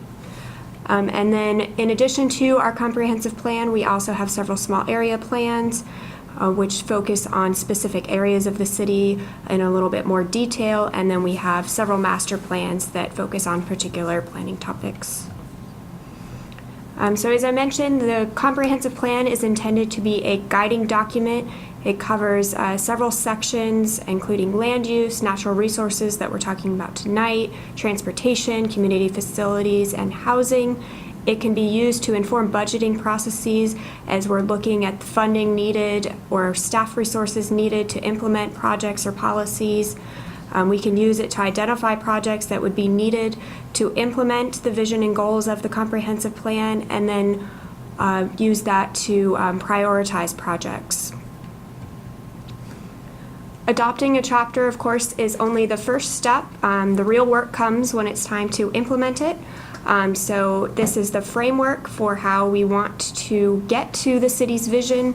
And there are times or additional plans that need to be adopted to get us there, including our small area plans, master plans, and then additional policies that we need to look at. And so as such, there's also the tracking sheet, which we can use to track implementation. And you'll notice in the chapter, there is a chart for prioritizing actions that is yet to be filled in. We'll be working on that further as we're bringing the chapter out to the public again and through the different boards and commissions. And so like the other draft chapters, it has been developed through a number of inputs. We've been working together to take it. It's gone to a couple board and commissions meetings already. Last summer there were several farmers market pop-ups. Was a community meeting. There will be another one planned in May or June. We've also reviewed existing city policies to see how we're doing as far as implementing the draft vision, what else we might need in order to get us there. And then outside of the city, looking at best practices within the region and beyond, other trends that would inform this draft. A big component of this chapter focuses on adapting to change, several different types of changes that we're facing As I mentioned at the outset, continuing population increases, as we touched on when we were talking about the housing chapter, also keeping up with the pace of free development, both in our commercial areas and our residential areas, looking to see how our built environment can better integrate with our natural resources so that we don't have one or the other, but they can work together to enhance quality of life. And then also looking at regional climate changes, recognizing that we're going to have more intense and more frequent flooding events, hotter summers. What are we going to do about that? So then the content of this chapter, as I mentioned, we have the overarching vision, our goals to implement that vision. We consider our needs, looking at development trends and projections, and then existing city policies and actions, and then from there, looking at what else will be needed in order to get the plan implemented. So the vision here is to increase the resiliency and environmental sustainability of the city by protecting, restoring, and enhancing the city's natural resources, increasing the use of green infrastructure, reducing resource consumption and waste, and using the latest building techniques to minimize environmental impacts and enhance community quality of life. And of course, later on tonight, we'd love to get further feedback from the commission about this draft language. It's by no means final, but so that'll be later on. Goals here, I'm not going to read through these, but the section is broken down into 4 main topical areas: climate and air, stormwater streams and natural springs, urban forest and biodiversity, and then solid waste. I will mention that there was an error in the climate and air goal. It's actually 80% by 2050, and it does not include other air pollutants. So we'll make sure that the next iteration of the draft includes that revision. So each of those 4 sections considers the impact of development trends and projections. It takes a look at the existing policies, programs, and projects that are in place specific to that topical area, and then it looks at what other additional policy actions and programs we'll need in order to implement the goals, and then ultimately the vision of the entire chapter. We have a number of strategies. These are summarized for each of those main topics. And then we structured the actions all together in one section at the end. And the reason that we were doing that is inevitably there's a lot of overlap between these different areas. For example, if we're looking at a green building policy, that's going to touch more than just the climate and air section. So we wanted to reduce redundancy by putting all those actions together at the end. And then beyond that, there will be charts to prioritize actions by time frame. Those are yet to be filled in, but that'll be another component of feedback that we would like from the boards and commissions as well as the public. And so with that, I would like to open it up for the commission, and then also direct you all to, there are 3 questions in particular that staff would like to feedback from tonight on lines 8 through 10. Does the draft vision statement address the right set of priorities? Do the draft goals sufficiently support the vision statement? And are there other strategies, policies, or projects that the city should consider? So those are the 3 items that we'd really like feedback specifically on tonight. All right, thank you very much. Before I turn it over to basically Tim, I want to, you wrote this numerous times about this, I'm trying to get it, the goal about reducing greenhouse gases, I think, by 20% in 2020. Just wasn't clear about what baseline we were measuring off of. It's off of 2005. 2005, otherwise, that's pretty ambitious in 1 year to go reduce it by 20%. Yeah. That needs to be just a little bit more clear then, because I mean, it's everywhere throughout this packet, the presentation everywhere, and the baseline, I was not clear on that. But with that, Definitely makes more sense with that. minor comment, let me turn it over to the rest of you guys. I would just say as a kind of a backdrop, you all have been kind of burdened by not having Kate Walker around, so you know, with Shelley and Paul and all of you kind of really doing a great job in Kate's absence, so appreciate all that work. I do have a couple of comments. I've got a lot of specific things, but I'm not going to go over those here. I can just send those separately. But I wanted to just highlight that I thought we could make a greater emphasis on the need to change our transportation system to one that involves electric vehicles and the infrastructure to support that.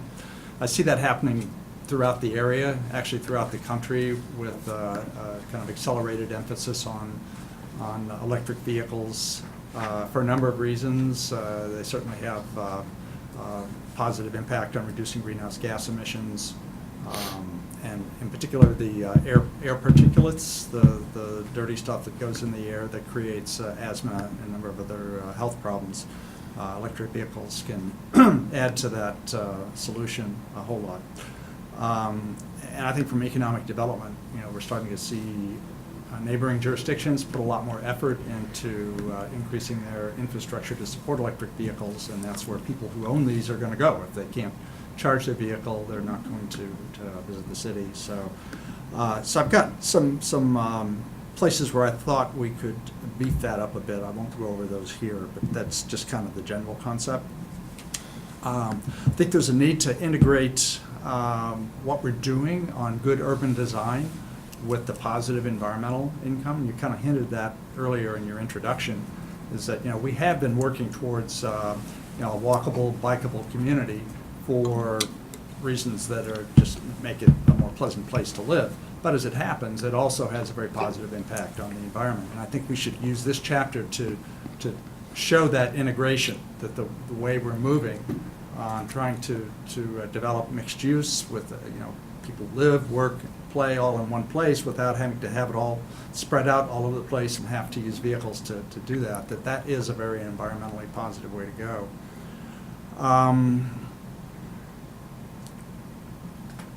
There's a reference to the city's air pollution ordinance. It was on page 8. Now, I wasn't sure quite what the context of that was, whether we were saying that ordinance is good, that I wasn't even sure what it does. So we might want to add some context to that and maybe give some indication as to whether or not we think a change to the existing air pollution ordinance is needed. We referenced the intergovernmental cooperation on page 8.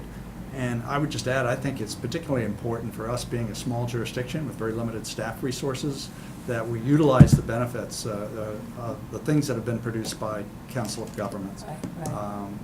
And take the things that Arlington has done. They've spent a tremendous amount of time and energy building their community energy plan. Well, we can kind of take a look at that and borrow those elements without having to go through the same process ourselves. And I think as a small jurisdiction, that's really important that we do that. Wasn't quite sure on the grid, and I thought I'd give you a chance, Shana, to talk about that. There's an empty grid there with the timelines, and I wasn't sure when that would be populated, and maybe you could address that. Right, are you talking about the one starting on page 23? Yeah.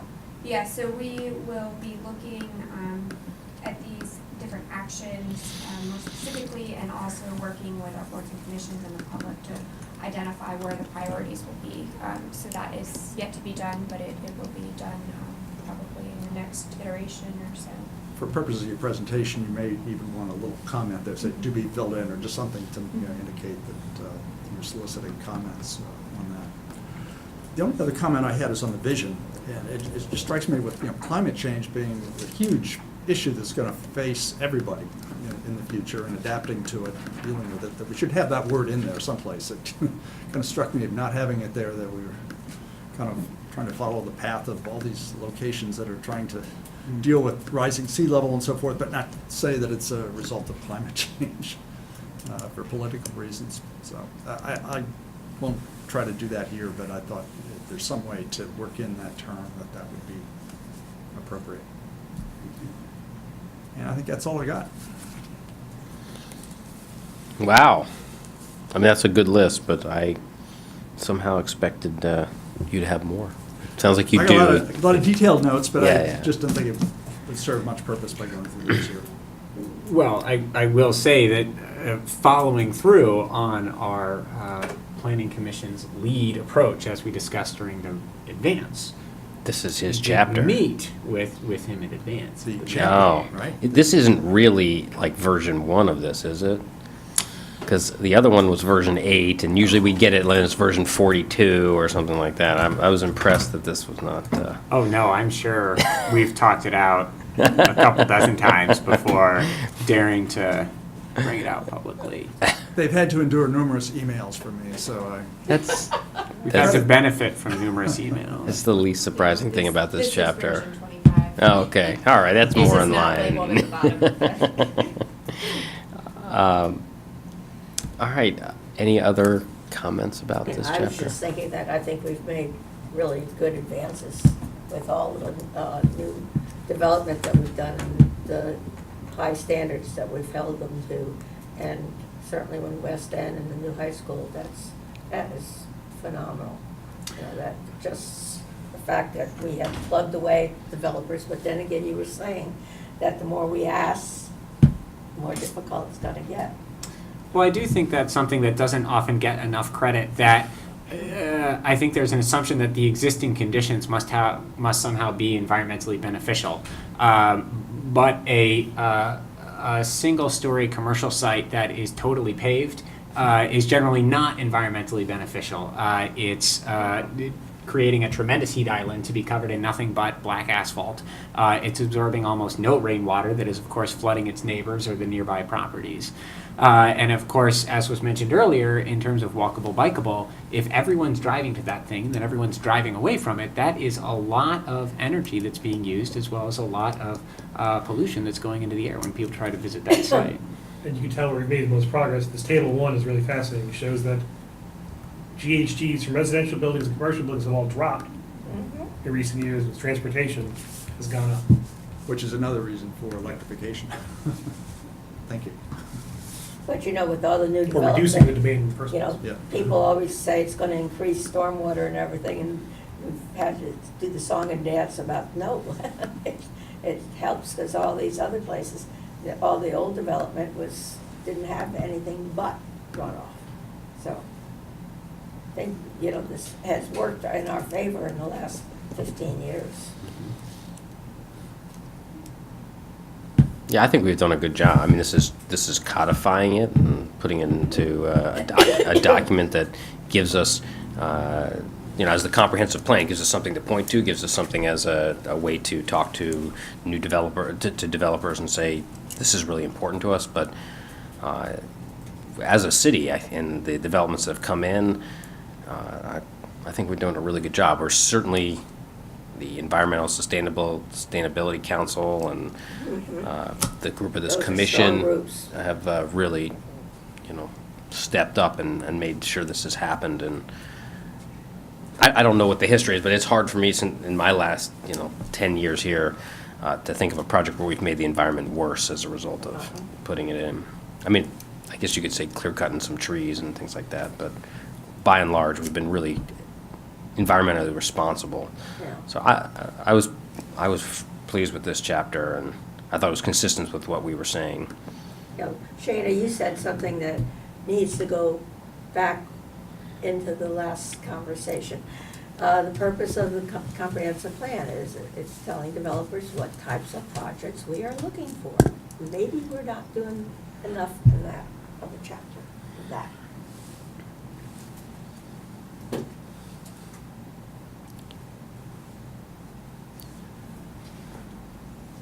Maybe we, along with changing some zoning, but we need to be more proactive in saying this is what we need.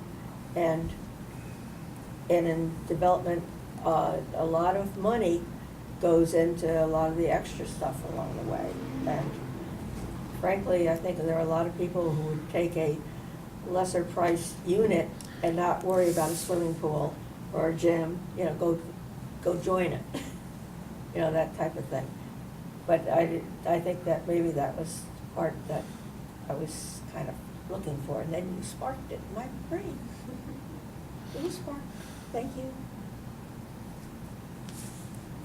So we talk about, our various requirements in terms of we usually reference it in terms of lead, gold, and silver and platinum and stuff. I don't remember seeing that in here, but I don't know if that is relevant or if these standards keep changing. You know, every time we say we want something, they come and say, well, there's this other group that rates it similarly, and then I look over at Tim and said, well, is this the same as what lead is? And everybody complains about lead is really expensive because just the way their system's set up. So, you know, I feel like ultimately at the end we get what we need, but it feels like we have all these different ratings, and the environmental community in that respect has not become standardized. LEED was as close as we had, and then everybody morphed off, I guess, because it became too expensive. But I didn't read that in here, that saying this is really what we're looking for, is some level of Certification. certification. Right, we've written policies along that line that require. Well, just for our own buildings, right? Yeah, for our buildings, we can Yeah, do right. it. Although one gap there is the schools have not adopted a building policy, and that may be something that we want to encourage them to adopt at some point in time when they have an opportunity. But certainly, it's an issue for all of the private development, which of Right. course is the majority of what gets developed in the city, that, you know, we're limited by state code on what we can require, unless we're into a voluntary concession situation. And as we said earlier, we're taking good advantage of those to work in as many environmental benefits as we can. So, in fact, that may be an observation, that the fact that we can't address building codes for the by right situation is a result of our being a Dillon state, and that does constrain on what we can do. So. Okay, so it sounds like that doesn't need to be in here, or can't be in here.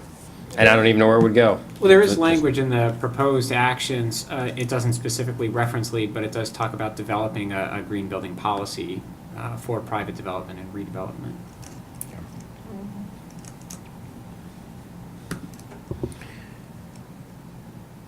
How are we doing on your 3 questions? Yes, it addresses the right set of priorities. Do the goals sufficiently support the vision statement? Do we think how are we doing on goals? I didn't hear any of us talk about that. Well, that was the one goal that I thought deserved more emphasis, was the changeover of our transportation system to electrification. It's in there, but I think it just needs to be, greater Bold and emphasis. italicized. Well, these go into so many different chapters, it just spreads like a cobweb. And they all have to support each other in the same types of goals and initiatives. Well, ultimately, it'd be nice not to have an environmental chapter, because environmental sensitivity is spread throughout everything else. It really is a part of everything that we do. So putting it in a chapter kind of gives it a silo. Yeah. Well, and that was the expectation with the vision chapter, that the idea that there was the broad vision of a progressive, sustainable city stretching into the future, and there were 8 component goals. Community character, the 3 legs of sustainability, environmental, economic, and social, and then core government services providing for transportation, governance, public facilities, public health. And the idea is that each functional chapter would respond to each of those things. You mentioned it earlier, that electric vehicle charging stations are actually part of the economic development strategy.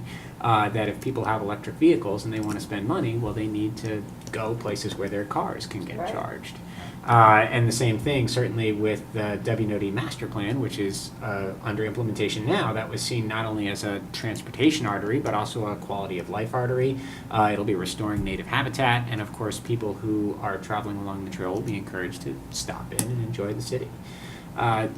So every project the city undertakes, whether it's a plan update or an infrastructure project, should be responding to all of those core values. Of course, doing it on time and on budget is important too, right? Good governance. No, we have, just thinking about that point, we have LEED, which addresses a number of different areas, not only energy, but materials, Right. transportation, all of these sort of things. In Europe, I'm told that they pretty much have just energy, because they do all of the other things already. They don't need that, and whereas we do. And so I think that it should be the goal ultimately, is that you don't need to have specific requirements, because it's just the way we do things. We only build energy efficient buildings. We don't have to have a overlay code to ask us to do that. So we're not there, obviously. but- Well, We're not, but we're moving towards it. I mean, we asked for these voluntary concessions, but it's not a hard push at this point anymore. I mean, it used to be a big deal. Now, to me, I'm hearing that the market wants it and the tenants want it and. We're and seeing the that with devel- PYA, who's been Right. very. Yeah, I mean, well, it- that's one of the. I have seen definitely a change over the time. It was like, oh my God, LEED, I can't commit to that. And then- very frankly, all the new development since 2005 have been pretty good, along with the green roofs and just things that were available right then and there. And I remember we used to go around bragging about how many green roofs we had. You know, it was kind of quaint when we look at things now. There's a lot of goals in here. I mean, some of them are pretty, again, vague, but I don't know what kind of feedback you want on. They're not all easily measured, but I feel like they're pretty comprehensive. There's And again, it's 50 of them or enhancement for the something. trees. And we clear cut. I mean, what these goals have are just goals. They're not like priorities, though. There's not, where in the line of these goals is. I'm just looking at it. Conduct a cost benefit analysis on installing closed caption TV for the entire stormwater system. I mean, that's a goal, but I don't have a sense. Is that like really a big deal, or that's somewhere deep at the bottom of the list? And I just don't get the sense from that document. I'm not asking you to answer the question, but these are just goals. Right, so we will have, on page 23, there will be a chart that will prioritize these policies and projects. So that will be. Are these draft. short-term policies and projects? Okay. Yes. Yeah, I mean, Tim did mention this chart. Out of curiosity, what was the date that we approved the vision statement? I can look up the specific data. I know the calendar year was 2017. Well, that's what I'm asking. So, okay, so we're 2019.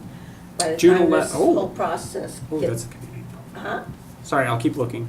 No, that's okay. It's just by the time this all gets rewritten, it's gonna have to be rewritten again. Well, I that's the don't- I don't expectation, think right? Planning isn't a one-time activity, right? Planning is really a metaphor for a community conversation. Yeah. And so hopefully that's always And happening. then I see, April with- 10, 2017. with all kinds of new things coming out all the time, this will be a work in progress. Oh, yeah, the Mobility for All Modes from 2014 doesn't even mention Uber. And it's hard to talk about transportation now and not talk about Uber. Right, right. And that's old hat. Now people are talking about scooters. I mean, back in 2014, bike share was just a pipe dream for the city, and it's going to roll out in May. Yeah, it's still kind of a. Yeah, I mean, come on, we still,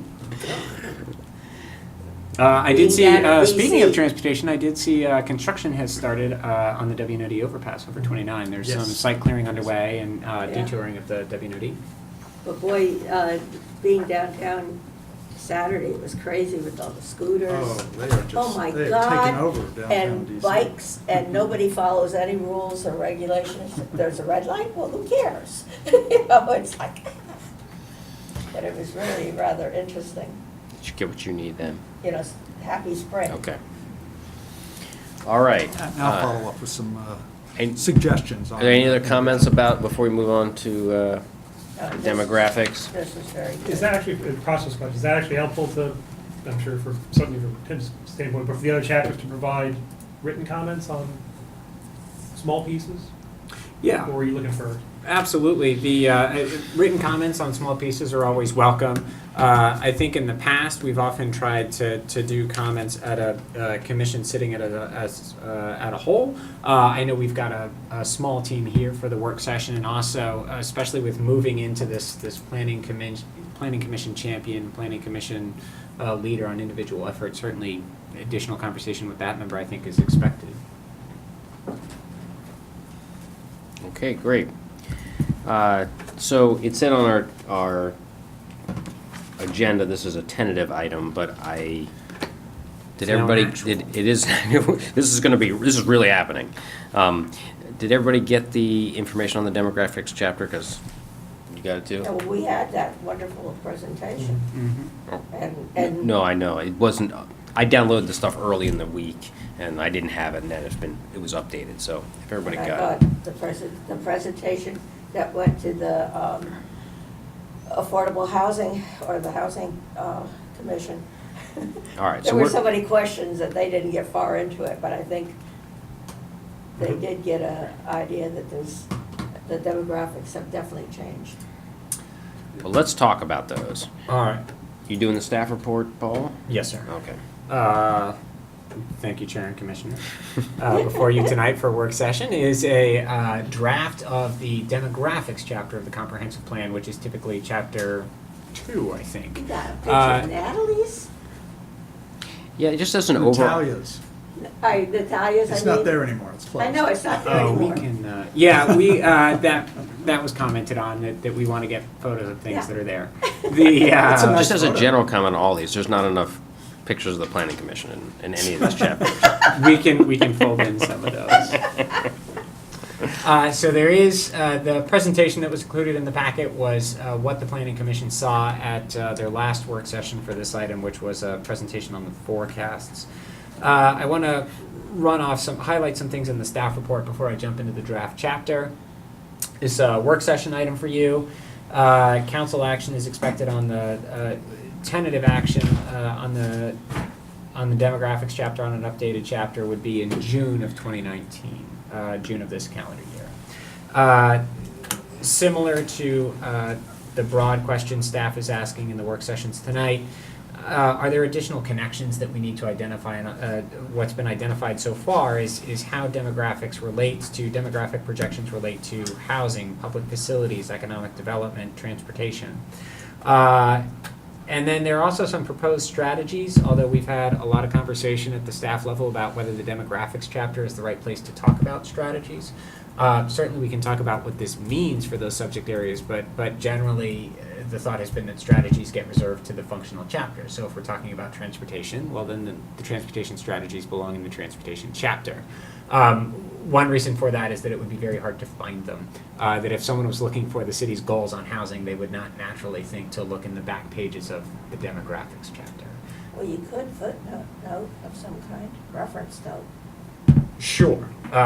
Yes, that would mean we're always in this sort of, if we updated demographics, then we got to go update the housing chapter. And you end up chasing your footnotes and it becomes... Yeah. Okay. She's not convinced. Thank you for that feedback. But you just said that it's gonna be spread around anyway. and, Right. You know. It is. Certainly be a lot easier to be able to find it and track it Sure. if it's changed or something. Sure. Because I think this is one of the best reports we've had. Oh. And this is a goodie.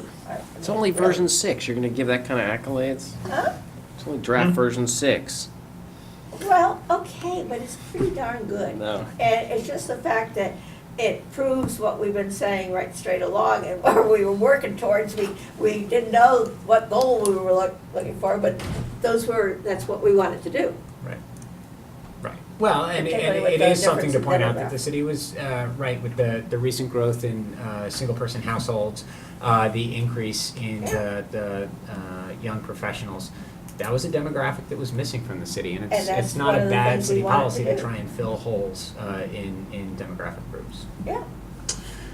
Let's see, background. Planning Commission last saw this material February 19. That was a presentation on projections. Prior to that, the Commission had presented with information on demographic trends. Following the presentation to the Planning Commission, it went to Council. Council asked some basic questions about, and those are included in the staff report, talking about why 2010 is used as baseline, and that's because it's the last census year. Let's see, specific projects contribute to the largest growth. What specific projects contribute to the largest growth in housing and commercial space? Certainly it was the West Falls Church project. Comparisons made to these projections, and why are these projections a little bit different from what COG projects or what the schools use for their school enrollment projections, and that relates to a difference in methodology. What benchmarks are available in comparisons to other cities and areas? Yes, those are included in the report. And the list goes on. Let's see, background, what is the comprehensive plan? We talked about that tonight. The importance of demographics, what we're trying to do with this chapter. And the important thing here is the scope of work for the demographics chapter is now in its third stage. So the idea was to have a conversation about trends, projections, and connections. Where's the city been? Where's it going? And what does the city want to do about that? Or how does it relate to other public policies?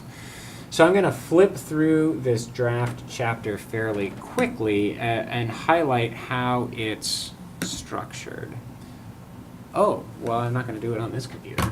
I can do it on this one, though. I So, love that picture. I'm sorry? Our one and only skateboard park. Skate feature. Should get Park. some It's a good air. feature. Feature. Feature. That was a major concession to call it a feature. Okay. Let's see. So it talks about why demographics matter for the city. This, of course, is right. You got to motivate the subject. I've got no page down. Oh, there it goes. Now I do have a page down. There we go. This is talking about trends. This, of course, is the information that the Planning Commission saw in previous presentations from the consultant team, talking about expectations for rising or actual trends in rising population. Talking about changes in specific demographic groups, whether it's the rise of the millennial population over the last several years, increase in school-age children, but at the same time, household trends, an actual decrease in the number of households with children in them.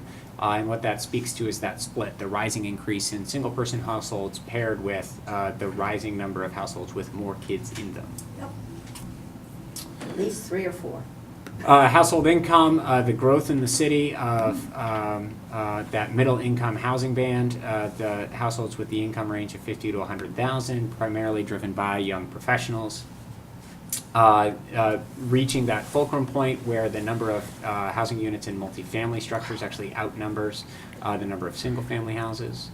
And then employment trends, looking at the mismatch between jobs held by people who live in the city versus jobs held by people who work in the city. This chart summarizes that discrepancy in the upper right-hand corner, with Falls Church residents 27%, nearly 27% being in professional and business services, only 17% of jobs in the city. Public administration, 22% of city residents, 4% of city workers. And then, of course, the mismatch on the other side, educational services and healthcare, 23% of jobs in the city, only 14% of residents hold those jobs. And retail trade, that's 15% of the jobs in the city, only 6% of the city's worker population has jobs in those areas. And of course, that relates to the imbalance in income levels.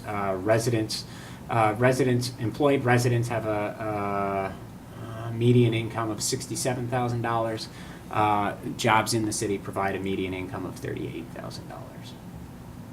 That's not good. Well, it's an imbalance. Yeah, but at the There's a lot of present, transportation going on, right? Yes. People who live here are going someplace Right. else, and people who live someplace else are coming here. but Correct. when Should be Lisa electric. presented this last week, Mm-hmm. it was amazing how the projection with jobs went up very closely to the population. Yeah, it's About unusual. 10 years out, and I was saying, what?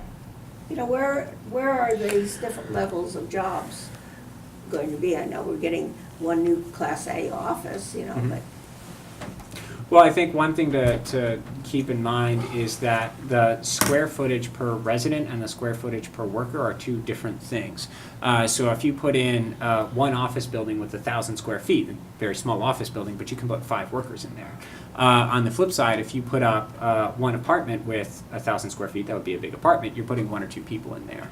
So it doesn't take as much commercial square footage as it does residential. So when the city is looking at the percentage of residential square footage to commercial square footage in a building, keep in mind that there's a ratio there that more workers occupy the same amount of space. I thought that increase in jobs was because of people working from home. There was also an increase in people working from home, and I think Lisa did speak to yeah, that. yeah. And then one of the other things is that we have become a magnet for all kinds of medical centers and everything like that. Yeah, and there's also, there's always a question of sort of where is someone's job, that if they are a home healthcare worker and this is the home office, they may not actually be serving a resident of the city, but this is where their business happens to be. With the Jennings Construction Company on North Washington, there are a lot of people who work for Jennings, but they're not all in that building.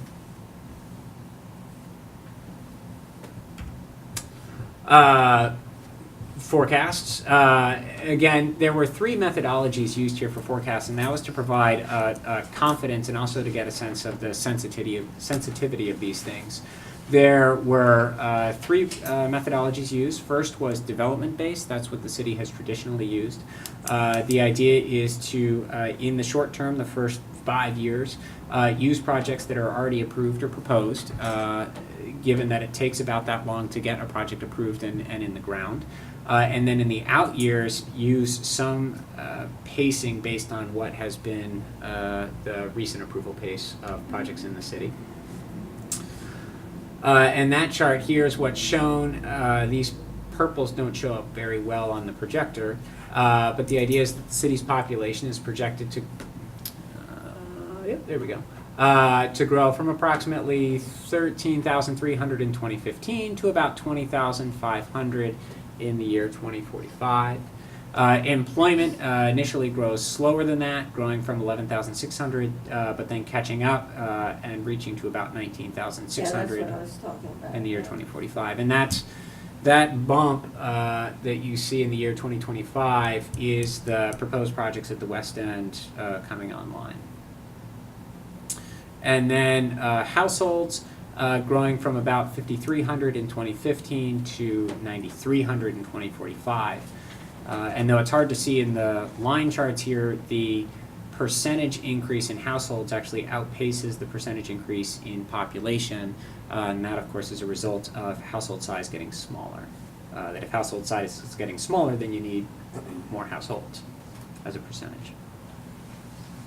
And I'm sorry to interrupt you. Mhm. You had there's a good stat earlier about the share of housing units are mostly multifamily now. Yeah. It's figure 6. Yeah, I can jump back to that. That's all right. I was wondering if we knew the share of the residents that like type of housing. Oh, interesting. This gets back to the conversation we had before about people's receptivity to different types of housing in the housing chapter. It strikes me that that's probably pretty close to 50-50. Yeah. Yeah. Well, and planning is a conversation, and so part of this would be, are the community's public engagements efforts geared toward engaging all the residents in the city? One of the things that's looked at, and the city will be updating it soon, is its Title VI policy on transportation, and it speaks to equity and decision-making. One of the things the city has been gathering is demographic information on transportation advisory boards. There's one, the CACT. One of the demographics we included was the number of panel members who are renters versus owners. Certainly, there's information about people's travel behavior is correlated to their tenure in the housing stock. Typically, renters have fewer cars per household, and they have a greater tendency to use public transportation. And it is important to have, of course, representation on boards and commissions. I think that was one of the reasons for the push behind the student liaisons to the advisory boards and commissions over the last several years. Yes? No, I rent. Oh. That's all. I was taking credit for that. There you go. You have improved the group's representation. Exactly. Increased, I should say. Whether you think It's improvement. We can just stop there. development-based projections. So that was one methodology. The other two methodologies, where did they go? So one was looking at the Weldon-Cooper forecasts. Weldon-Cooper uses the Hamilton-Perry method, which is means they're looking at the age pyramid of the city, and they're also looking at in-migration and out-migration. So here they're not constrained by the built environment, they're simply looking at trends, what's happened within different age cohorts.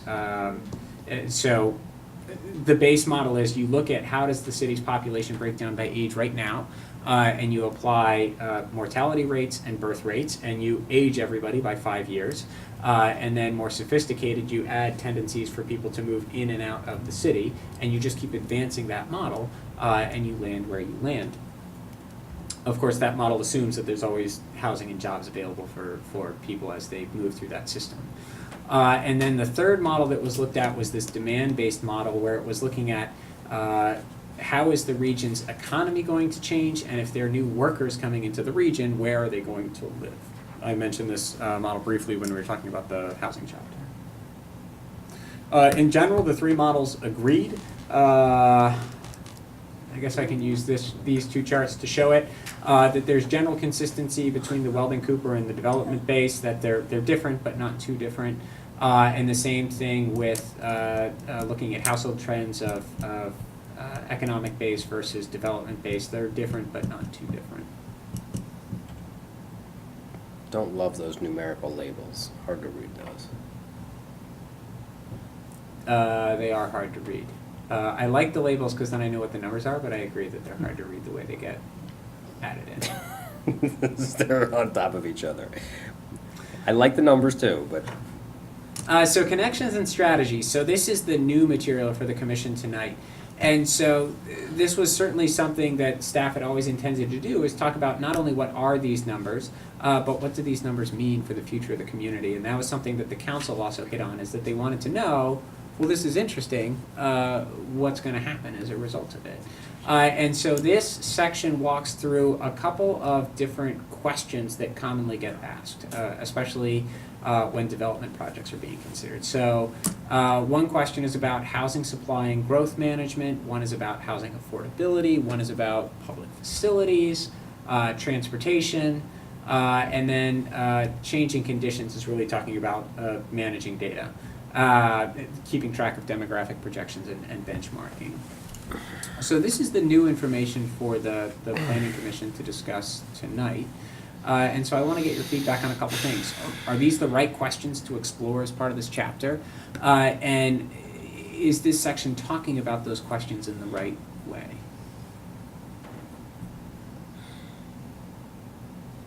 Talking about the question about connections between the...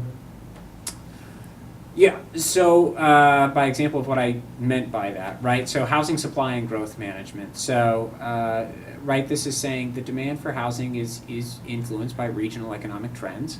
Housing demand is going to continue to increase.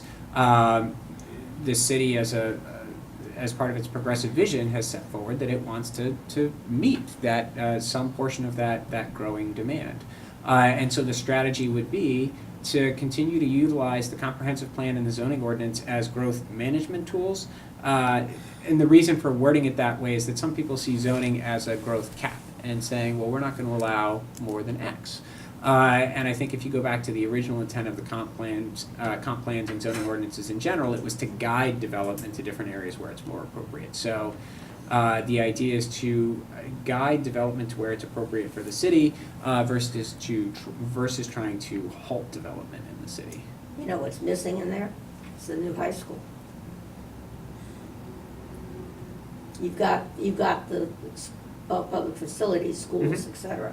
But like I even asked after one of the last town hall meetings, I asked Dr. Noonan, I said, what do you think is going to happen with the population of the high school? And, you know, not only would there be a lot more tuition kids, I bet you anything, are applying for tuition. Of course, they don't live in the city, but I do think that's going to be a driving point for families. Mm-hmm. Tuition kids? Yeah, we do. You're saying that when the high school's done, that it'll Yeah. be a magnet for Yeah, attracting... absolutely.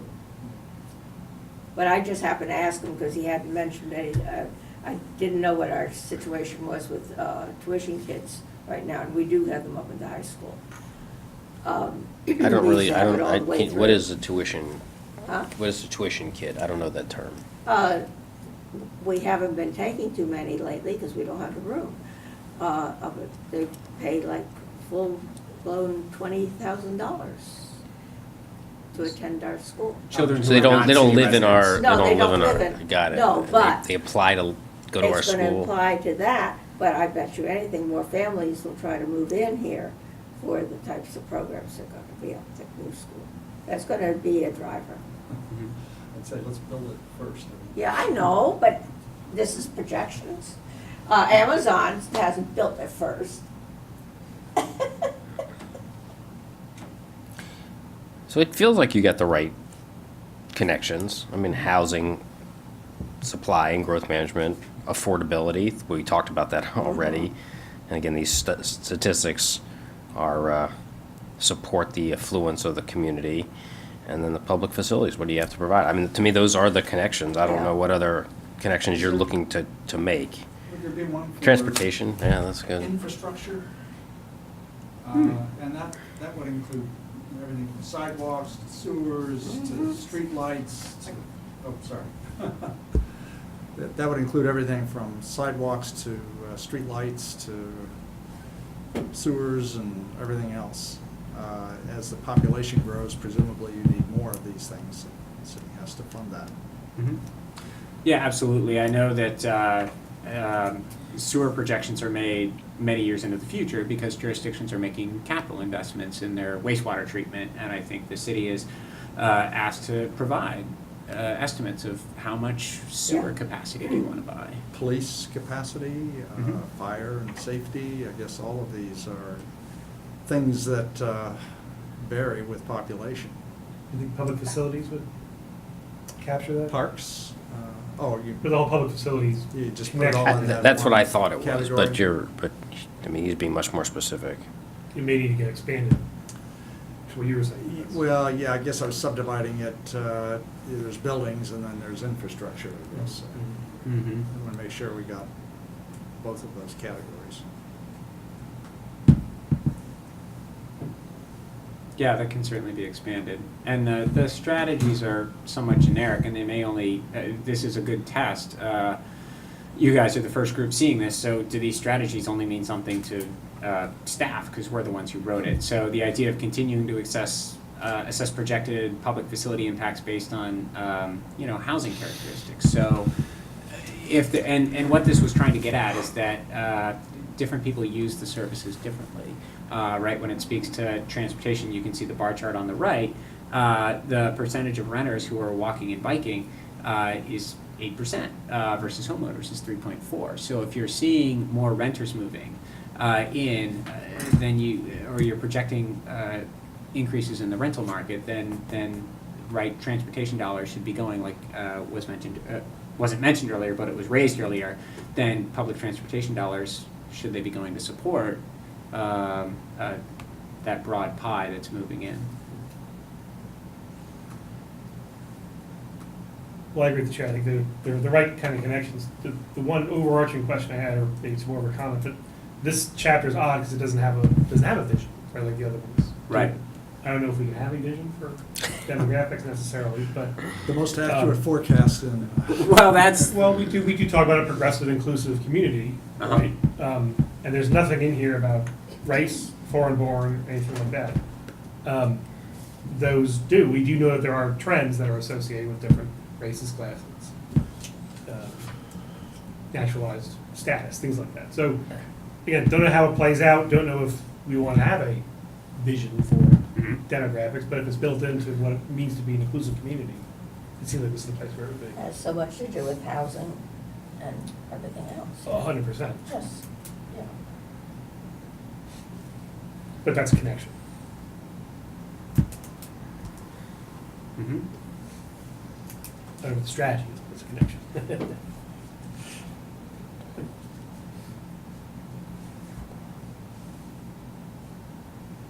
Other thoughts about these things? I'm reading them again. Mhm. I think there's a ton of good information in this chapter in particular. I think that everybody in the city should read this and should know some of this information. And it's what we've There's a lot of been trying misconceptions to about tell, that. you know, Yeah. explain to people for so many years. And, you know, if we had a quick fact check sheet, say, here. Right. I'm sorry if you've got four kids. It says the very last thing is update every 5 years, Mhm.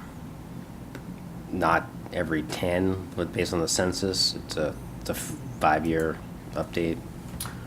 The 5-year is motivated by the state code language that speaks to reviewing and updating as needed the comp plan every 5 Oh, years. okay. There is data that's available in the interim. Of course, the census is considered the most accurate, but there are other numbers that become available. The cooperative forecasting exercises, the American Community Survey, these can be used as interim checks. Got it. Okay, that's sort of what I was asking, whether it was possible or not, but okay. I think the format and everything they're doing is just so much better than the old one. Oh my God, boring. The desire is, you mentioned reading this, getting this information out. The hope is that folks other than staff and the planning commission would be able to read the chapters. I think it's tough writing there's an art, and I don't know that we've hit the mark here, but there is an art to blending what is comprehensive and compelling and meets all the legal checks that need to be in there, and what is engaging to a wide audience. Pictures. Of the planning commission. Of the planning commission. We can get profile pictures. I don't think I hope anybody everyone's is LinkedIn in is that. up to date, because that's what we're calling tonight. Denny's comment made me look back at the old, I did look at the old chapter, I'll be honest, but it does have a section there on race and ethnic diversity in some of those stats. Yeah. And we've talked about including some of that base information in an appendix, not base in terms of there are lots of questions that can be answered with demographic data, and we want to provide all that. So the thought is put it in an appendix, and it's that, get the main storyline up front. And then if someone needs that data, it's available. I think in a lot of ways we're going where we want to go. We still have trouble with affordability, right, price across the board, which is going to keep out certain people and push other people out. Yeah, it's just a darn shame. Well, it's a darn shame, no doubt, but we've talked about this before. It's a regional, I know. we just happen to live in this really defined area, and it seems unlikely. When we had this presentation in February, I think I said this, but then it just seems unlikely that that's going to change in the near term, and to think about it, that diversity more regionally, or, I mean, just, as we talked about, just over, in the 7 corners, you're already getting the kind of diversity that you want in the community, but in the city of Yeah, Falls just- Church, it's just, For instance, this just trend like, is not supporting that that's you going to know, happen. For my own situation, we've been thinking, what are we going to do? What are we going to do? The house is getting too much for us. We went and looked at a condo right up here by Falls Church High School, $360,000. That would fit just nicely. We don't have anything like that around here. No, we don't. In the populations trends, you talk about most of the age groups except for the 35 to 54 age group. And is that just, I assume that's on purpose, and that's just a group that's of little interest? They're just the nothing special about them? They're the wage earners and employed and stuff like that? It says this section examines 3 key population segments. So is the 35 to 54 not a key population segment, or just a not interesting trend?